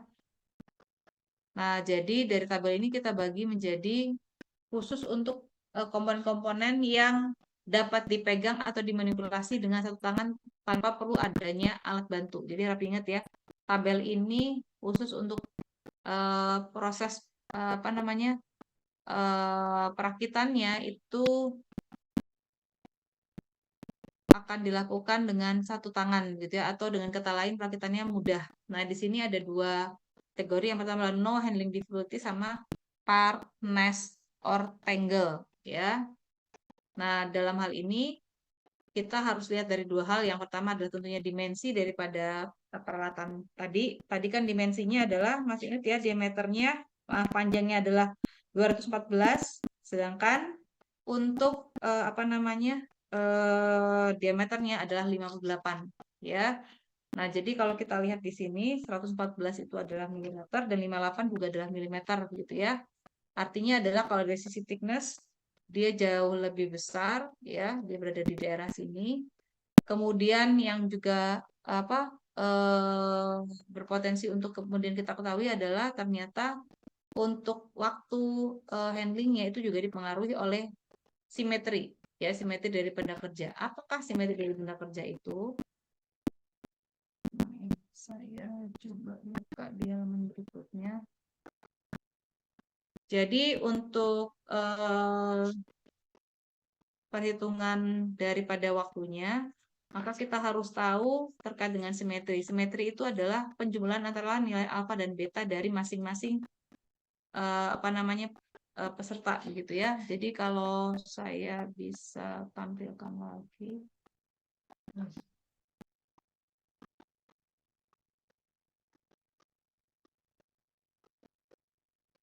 Maaf, ini lepas.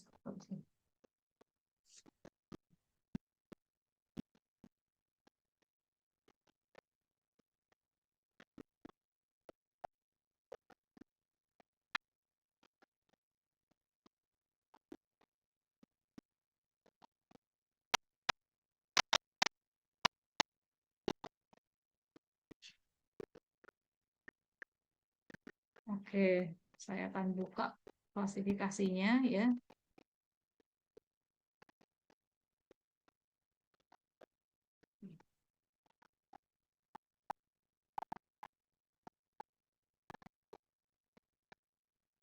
Oke, nah jadi untuk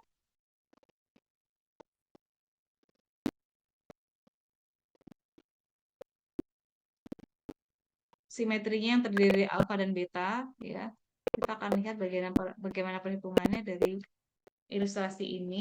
Jadi alfa itu adalah sumbu rotasi simetri daripada komponen ya yang tegak lurus terhadap sumbu untuk melakukan pengencangan ataupun perakitan ya, itu disebut dengan alfa simetri. Sedangkan yang beta simetri itu adalah simetri rotasional juga dari sebuah komponen yang kemudian tegak lurus terhadap sumbu untuk perakitan ya. Nah, mungkin sebagai gambarannya agar lebih mudah memahaminya, di sini saya ada. Nah, ini ya. Saya memiliki beberapa benda, ya. Beberapa benda ini nanti akan dimasukkan gitu ya ke bagian bawah ini ya sebagai bentuk dari gambaran proses perakitan, ya. Nah, untuk sumbu simetri alfa, ya, sumbu simetri alfa itu artinya adalah sumbu simetri yang tegak lurus terhadap sumbu simetri insertion ataupun perakitan ya. Jadi anggaplah ini ya, ini adalah sumbu untuk perakitannya. Jadi arah perakitannya kan masuk ke dalam ya. Seperti itu ya. Maka yang dimaksud dengan alfa simetri itu adalah sumbu yang ini. Ya, sumbu yang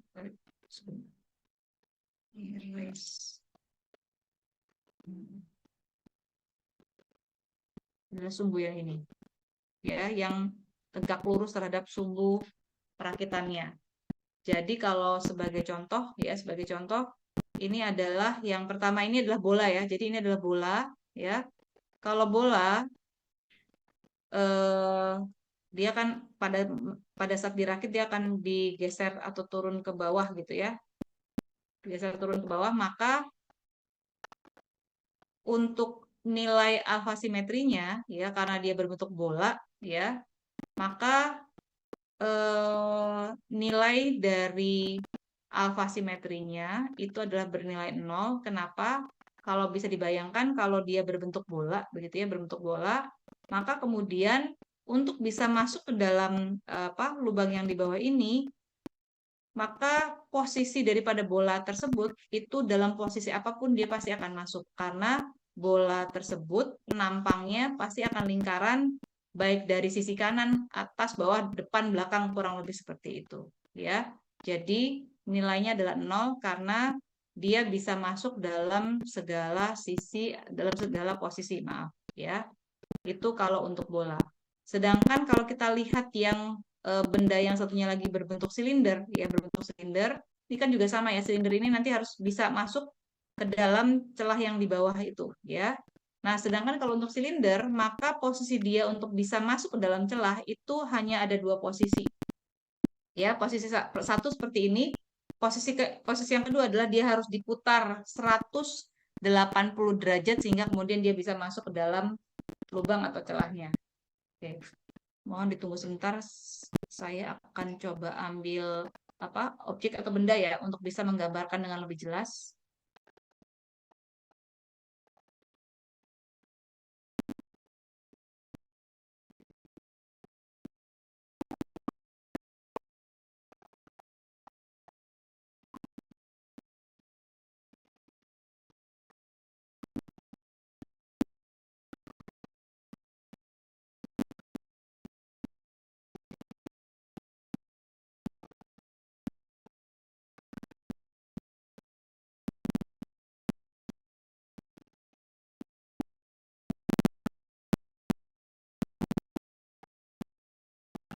Oke, saya lanjutkan kan ya. Jadi misalnya ini adalah sebentar saya ganti ini dulu ya.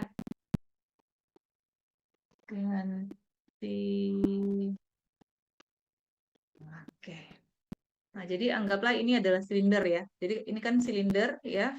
Silinder. Nah, kalau untuk proses perakitan, dia harus posisinya itu adalah seperti ini. Ya, jadi diturunkan. Jadi ini adalah yang disebut dengan sumbu dia untuk dirakit begitu ya.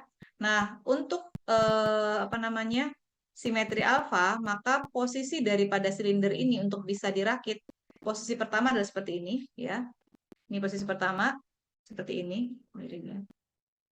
Ya, ini posisi pertama, ya. Kemudian posisi kedua adalah silinder ini kita harus putar 180 derajat, ya, putar 180 derajat sehingga kemudian dia juga bisa masuk dengan posisi yang kedua, ya. Sama, ya. Jadi tinggal diputar 180 derajat lagi, dia bisa masuk ke posisi yang sama. Ya, jadi artinya kalau untuk silinder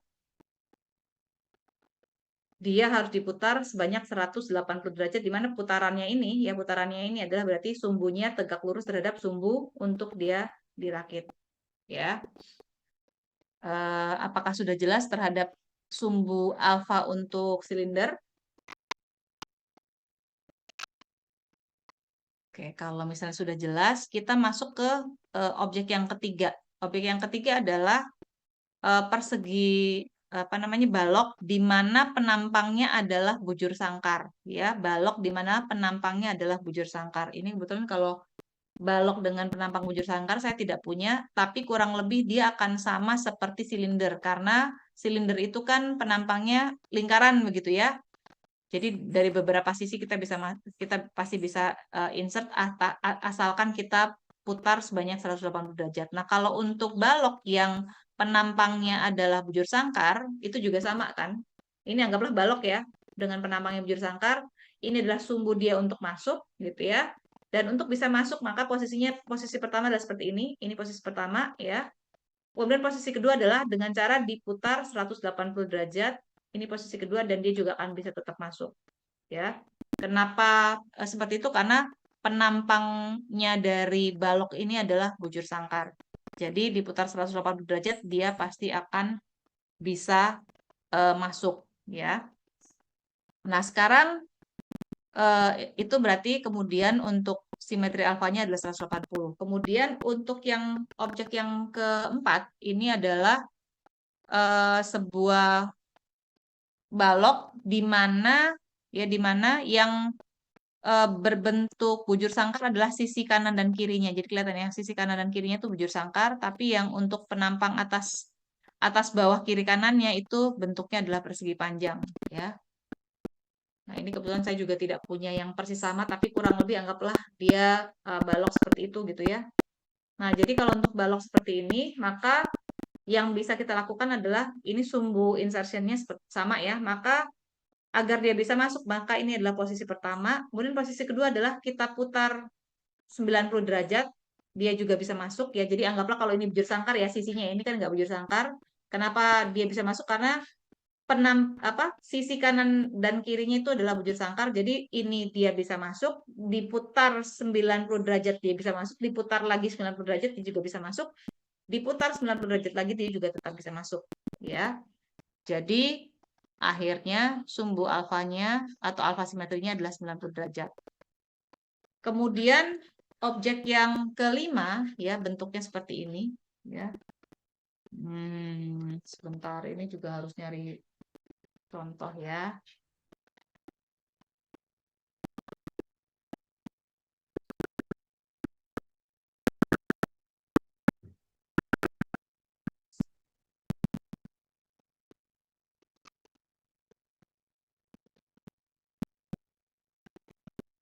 Jadi anggaplah ini objeknya botol minum ya. Botol minum ini kan bentuknya lebih ini ya, lebih kompleks daripada contoh, tapi kurang lebih sama ya. Ini botol minum yang penampangnya adalah juga lingkaran.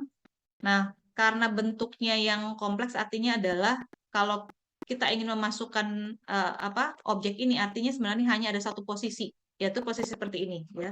Posisinya hanya satu seperti ini saja. Jadi kalau misalnya kita ingin memasukkan benda ini, ya merakit benda ini, berarti ini posisi pertama. Kemudian kalau udah kita ingin merakit dengan posisi yang berikutnya, maka kita harus putar sebanyak 360 derajat. Berarti kembali ke posisi semula ya. Putar 360 derajat, dia kemudian bisa juga untuk dirakit. Jadi karena bentuknya maka dia harus bisa diputar 360 derajat. Nah, hal yang sama juga untuk objek yang nomor 6 ya. Karena bentuknya seperti itu, ada fitur di atas ini ya.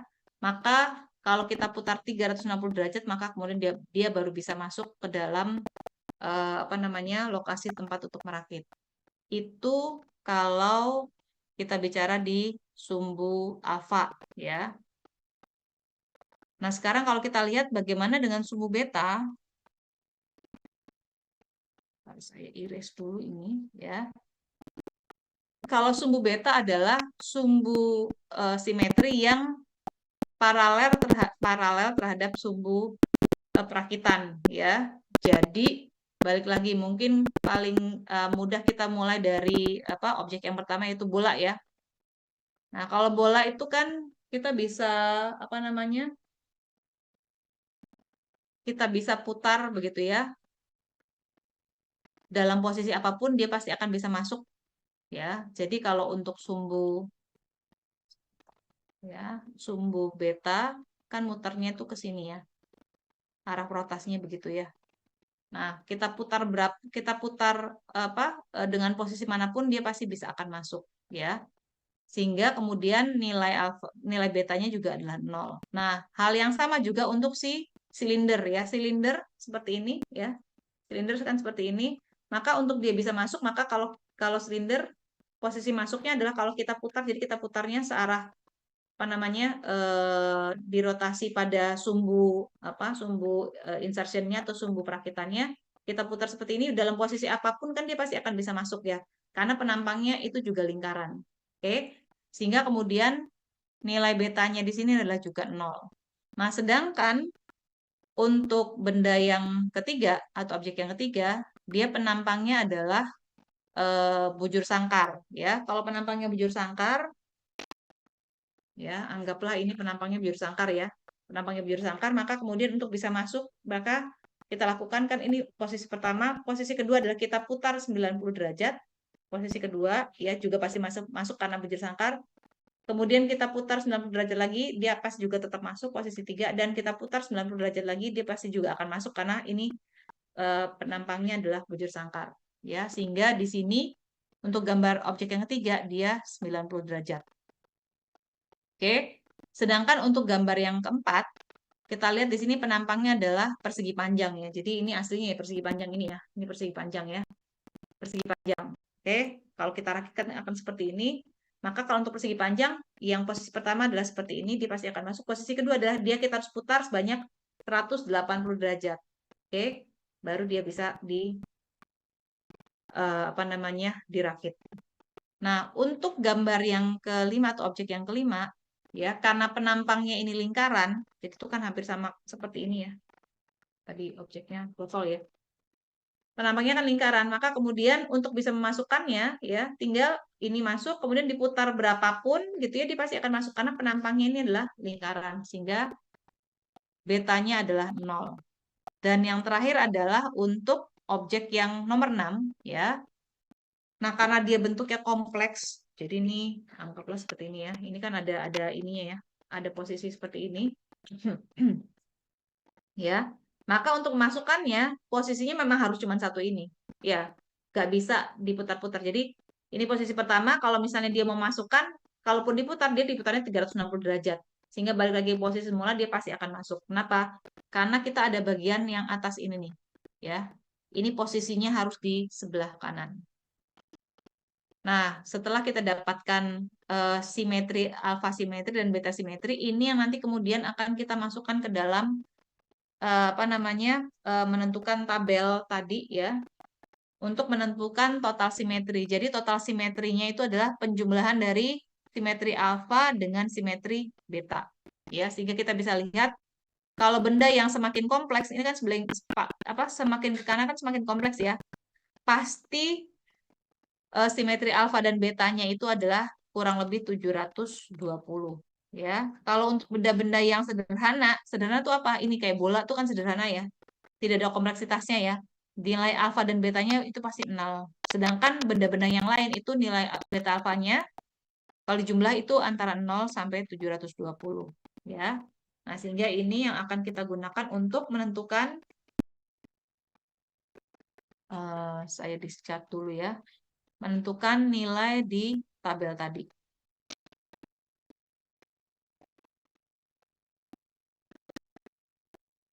Nah, jadi kalau kita bicara mengenai simetri, ini kita bisa lihat ya di sini ya. Jadi kalau untuk objek yang simetrinya itu tidak kompleks gitu ya, itu dimulai dari kategori 0, kemudian nilai simetrinya alfa plus beta itu antara 360 sampai 540, itu levelnya 1, antara 540 sampai 720 levelnya 2, dan simetrinya 720 sama dengan 3 ya. Dan semakin ke bawah ini berarti memang betul objek yang semakin lama semakin kompleks. Nah, kemudian apa dampaknya terhadap waktu perakitan? Kalau kita lihat ya, ini anggaplah semua objek ini ukurannya sama ya, di mana tidak ada karena di tabel ini kan dibagi menjadi 2 ya. Ada yang akan pada saat kita handling itu susah, ada yang tidak begitu ya. Atau yang kedua adalah partnya bisa nesting atau tangling ya. Kemudian untuk yang tidak ada kesulitan untuk di-handling, kita bagi 2 juga. Thickness-nya apakah lebih besar daripada 2 atau lebih kecil daripada 2 mm. Thickness ini atau ketebalan gitu ya. Kemudian yang bawah ini adalah size-nya atau panjangnya ya. Size atau panjang dibagi menjadi 2 juga, ukuran panjangnya lebih besar dari 15 mm dan ada yang ukuran panjangnya antara 6 sampai 15 mm. Nah, anggaplah kita menghitung sebuah objek yang tidak ada handling difficulty, thickness-nya sama-sama lebih besar dari 2 mm dan size-nya sama-sama lebih besar daripada 15 mm. Kalau dia berada di total sumbu simetri yang berbeda, ya itu akan berdampak pada waktu perakitannya. Jadi untuk yang simetrinya kurang dari 360 ya, misalnya seperti contoh yang tadi bola gitu ya, maka waktu perakitannya itu cuma 1,13. Tapi kalau untuk benda yang kompleks seperti yang objek yang paling kanan tadi, kita lihat ya, maka simetrinya kan 720, maka waktu perakitannya menjadi 1,95. Nah, jadi ini yang tadi saya sampaikan bahwa semakin kompleks bentuk daripada sebuah benda, maka akan semakin lama juga untuk proses handlingnya. Ya, kenapa? Karena handling itu adalah kita memegang benda kerja, kemudian memastikan posisinya itu tepat untuk dirakit. Ya, jadi ada proses manipulasinya. Oke, sampai di sini mungkin ada pertanyaan atau sudah jelas terkait dengan sumbu simetri alfa dan beta, karena ini yang paling dasar begitu ya untuk proses perhitungan dengan DFMA, perhitungan dengan tabel DFA. Oke, kalau tidak ada pertanyaan, maka kita balik lagi pada objek yang akan kita hitung untuk perakitannya, yaitu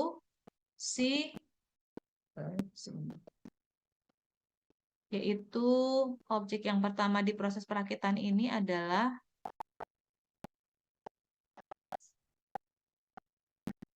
ini si pressure regulator ya, pressure regulator yang kelihatan di layar ini ya. Pressure regulator ini ukurannya 114 kali 58 ya, berarti nanti di tabel itu dia akan masuk ke size yang lebih besar daripada 15 mm karena ini ukurannya adalah 114 mm. Untuk thickness-nya juga lebih besar daripada 2 mm karena thickness-nya sini adalah 58, yaitu dari sisi klasifikasi size sama thickness-nya. Nah, kalau dilihat dari bendanya seperti ini ya, kira-kira kan ukuran 114 kali 58 ya kurang lebih 10 cm kali 5 cm gitu ya. Kira-kira susah atau mudah untuk memegangnya?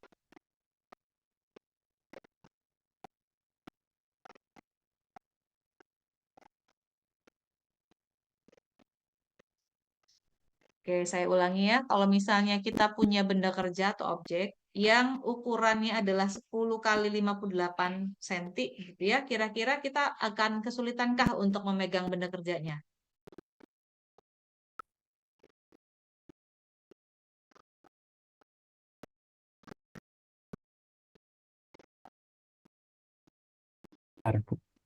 Lumayan besar, berarti tidak sulit begitu ya. Oke, berarti dia tidak sulit ya. Oke, kemudian sekarang kita coba hitung alfa dan betanya ya. Ya, alfa dan beta. Ya. Nah, jadi harap diingat ya bahwa pressure regulator ini ya, dia pada saat pertama kali dipasang dia upside down ya. Jadi kebalik gitu ya. Dia dipasangnya kebalik dan dipasang pada fixtures ya. Nah, kira-kira kalau dari gambaran seperti ini kan dia penampangnya adalah jadi ini ya, anggaplah ini adalah arah untuk ini.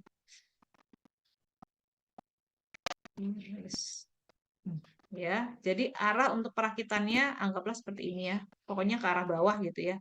Biar mempermudah. Ya, itu arah perakitannya. Apa dia begitu terus? Ini adalah arah perakitan. Ya. Nah, kalau dalam bentuk pressure regulator ini nilai alfanya berapa? Jadi nilai alfa masih ingat ya adalah sumbu rotasi daripada apa namanya sebuah benda yang tegak lurus ya, perpendikular terhadap sumbu perakitan. Kira-kira nilainya berapa nih? Kalau bentuknya adalah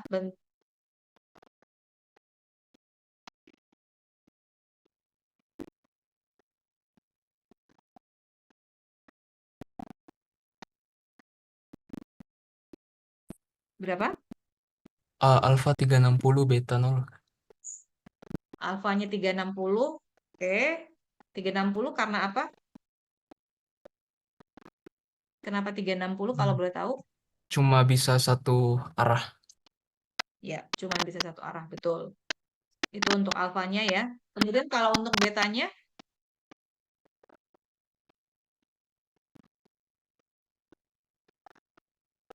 Itu mungkin ada ininya ya, Bu. Dibawa kayak tempat buat asnya itu yang dipotong nggak persis lingkaran ya. Betul, betul sekali. Jadi ini, oh ntar ya, saya teruskan di, nah itu. Jadi bawahnya tidak lingkaran, jadi ada semacam, betul, ada yang bagian apa, dipakai untuk masuk ke dalam ini ya, ke dalam lubang, kemudian nanti dia akan dipasang dengan ring ya. Jadi dia tidak apa, tidak penampangnya tidak lingkaran sempurna.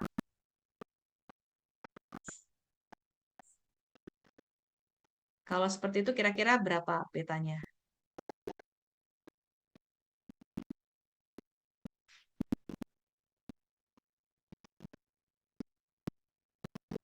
Yang pasti kan pasti bukan 0 ya, karena dia tidak bulat sempurna ya.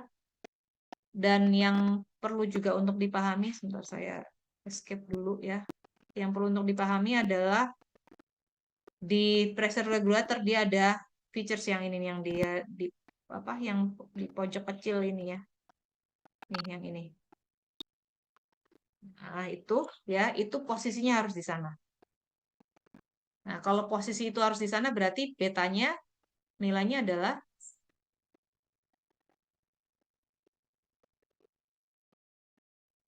360. 360, betul. Jadi baik alfa dan betanya sama-sama 360 ya. 360 berarti totalnya adalah 720. Nah, sekarang dari informasi itu berarti kita kemudian kayak di chat ini ya. Kita balik ke tabel yang tadi. Tabel perhitungan manual assembly.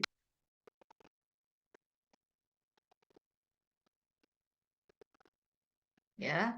Jadi di tabel perhitungan nilai manual assembly, tadi kita punya informasi apa namanya? Size-nya adalah 114 ya. Dikali dengan thickness-nya adalah 58 ya. Itu untuk pressure regulator ya. Nah, berarti kalau dengan ukuran seperti ini pasti dia no handling difficulty ya. Thickness-nya di sini 58 ya, berarti thickness-nya lebih besar daripada 2 mm. Kemudian size-nya 114, berarti size-nya adalah lebih besar daripada 15 mm. Jadi dia akan masuk ke dalam kategori yang kolom ini ya. Sedangkan untuk simetrinya tadi kan totalnya adalah alfa dan betanya sama-sama 360. Berarti simetrinya adalah 720 ya. Berarti kita bisa estimasikan waktu untuk merakitnya adalah sebesar 1,95 atau kodenya adalah ini. Sedangkan untuk apa namanya dimensinya itu adalah 0. Jadi ini adalah waktu yang diperlukan untuk merakit pressure regulator, ya. Itu yang kemudian nanti kita masukkan ke dalam ini baru manual handling time ya, baru manual handling time. Ini yang kita masukkan ke dalam tabel ini. Saya di-start dulu ke dalam tabel perhitungan waktu perakitan ya. Nah, jadi waktu perakitannya di sini ya kelihatan ya. Nah, ini yaitu sebesar untuk handling time-nya 1,95 ya, 1,95. Nah, itu kan baru handling time. Sedangkan untuk waktu perakitan itu ada dua sisi, yaitu handling time sama insertion time. Ya, jadi untuk pemasangannya. Nah, insertion time-nya berapa? Itu kita lihat di tabel yang satunya lagi. Sebentar, tabel insertion.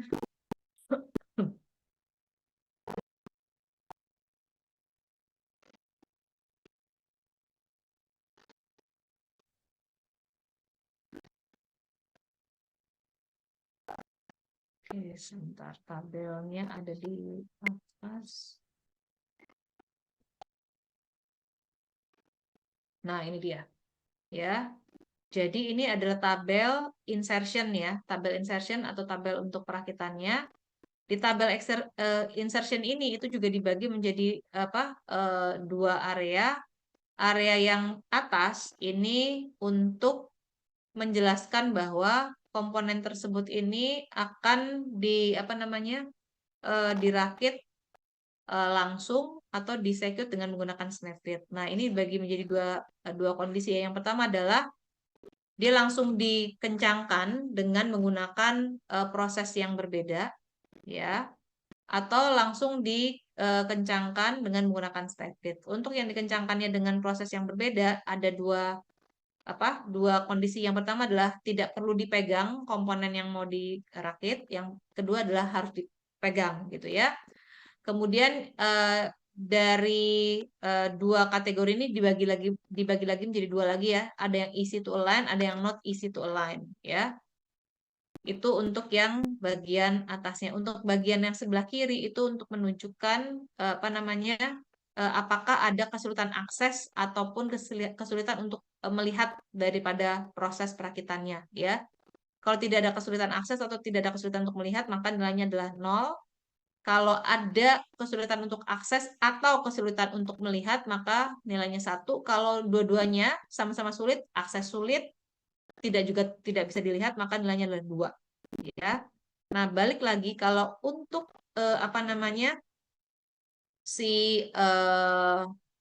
objek yang akan kita hitung, ya, yaitu si pressure regulator, ya.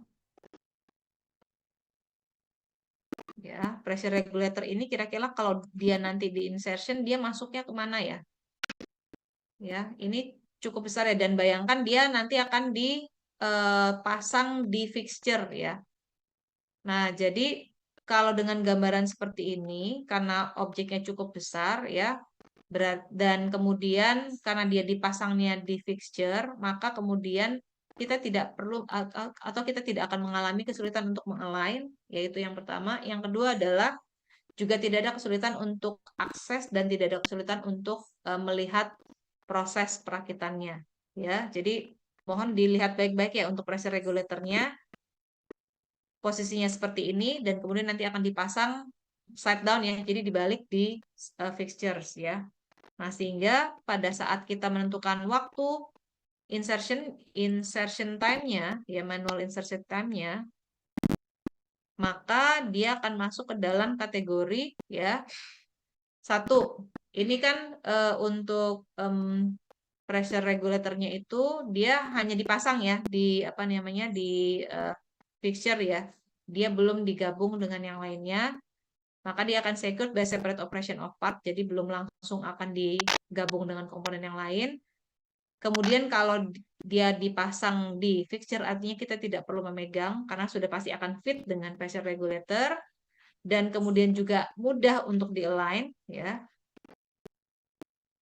Kenapa mudah di-align? Karena dilihat dari baik itu ukuran maupun karena dia akan dipasangnya di fixture, ya, sehingga dia akan masuk ke dalam kategori ini. Sedangkan untuk masalah terhadap akses maupun vision itu kan sama-sama tidak ada ya. Karena dia langsung akan digabung atau dipasangkan di fixture, maka dia akan masuk ke dalam kategori ini, ya. Sehingga untuk insertion time-nya, waktu yang diperlukan adalah hanya 1,5, ya. Jadi artinya nilai ini atau waktu insertion time ini yang nanti akan kita gabungkan dengan nilai manual handling, ya. Nah, sehingga kita bisa hitung waktu total untuk pressure regulator, ya. Pressure regulator. Seperti itu.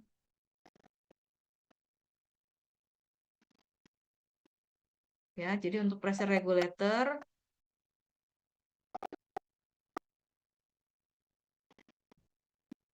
ya. Nah, ini. Nah, jadi untuk pressure regulator ya, berarti waktu handlingnya adalah 1,95 plus waktu insertionnya adalah 1,5. Sehingga waktu total time-nya adalah 3,45. Ya, itu untuk menentukan waktu perakitan khusus si pressure regulator. Nah, kalau untuk yang lain-lainnya nanti juga dilakukan dengan hal yang sama ya. Kita lihat dulu alfa dan betanya berapa, kemudian dicek di tabel manual handling gitu ya. Dia masuk ke kategori atau level yang mana, kemudian ditambahkan atau dijumlahkan dengan insertion time-nya ya. Sehingga nanti kita akan dapatkan tabel yang lengkap seperti yang tampak di layar ini ya. Nah, tapi perlu saya tambahkan untuk komponen-komponen yang memerlukan alat bantu, seperti misalnya kalau untuk proses perakitan itu kan ada setelah pressure regulator, nanti kan atasnya kita pasang metal frame dan kemudian akan dikencangkan dengan baut ya. Pengencangan dengan baut ini kita akan memerlukan alat bantu. Nah, alat bantu ini yang kemudian kita perlu lihat berapa waktunya ya untuk melakukan pengencangan, waktu standarnya maksud saya. Dan itu kita lihat di tabel yang ini ya, maaf, tutup. Jadi untuk pengencangan dia akan masuk ke dalam tabel yang ini nih ya, masih di manual insertion. Jadi kalau untuk pemasangan dengan skrup ya, jadi semua benda yang berulir, maka proses pengencangannya kita bisa gunakan aturan ini ya. Aturannya adalah begitu kita menggunakan alat untuk melakukan pengencangan, maka diperlukan waktu tambahan sebesar 2,9 detik ya. Sehingga untuk ini ya, untuk terkait dengan terkait dengan waktu untuk menggunakan alat pengencang untuk ini ya, untuk baut ya, maka waktunya selain kita hitung waktu handling, waktu insertion juga ditambahkan dengan waktu untuk mengambil alat untuk melakukan pengencangan, yaitu sebesar 2,9 detik ya. Demikian, termasuk nanti di sini kalau kita melakukan reorientasi itu juga dihitung ya. Jadi tahapan-tahapan ini 1 hingga 21 ini adalah termasuk tahapan di mana kita melakukan reorientasi. Jadi mungkin sebagai gambaran, tadi kan untuk pressure regulator itu kan, ini anggaplah pressure regulator ya, kan kita pasang upside down ya, kebalik di fixture. Begitu sudah dipasang di fixture, atasnya itu kita kasih metal frame ya. Jadi ini anggaplah metal frame, ini metal frame. Kemudian kita kita skrup begitu ya. Selesai dia di skrup, kemudian ini kita putar ya dengan makanya namanya adalah reorientasi ya, sehingga nanti posisinya akan seperti ini, sehingga akan sama seperti posisi di ya, posisi yang ditampak di layar ini ya. Nah, ini. Nah, ini posisi layar. Jadi yang atas ini adalah pressure regulator, yang bawah ini adalah metal frame ya. Jadi ini pressure regulatornya, ini adalah metal frame-nya yang sudah digabung jadi satu dengan menggunakan mur yang ada di bawahnya ini ya, murnya udah di sini ya. Kemudian dibalik sehingga kemudian tujuannya adalah untuk bisa memasang komponen-komponen yang lain. Nah, jadi itu cara untuk melakukan perhitungan waktu perakitan standar ya, waktu perakitan standar berdasarkan dengan menggunakan tabel Bothroyd dan Dewhurst ya.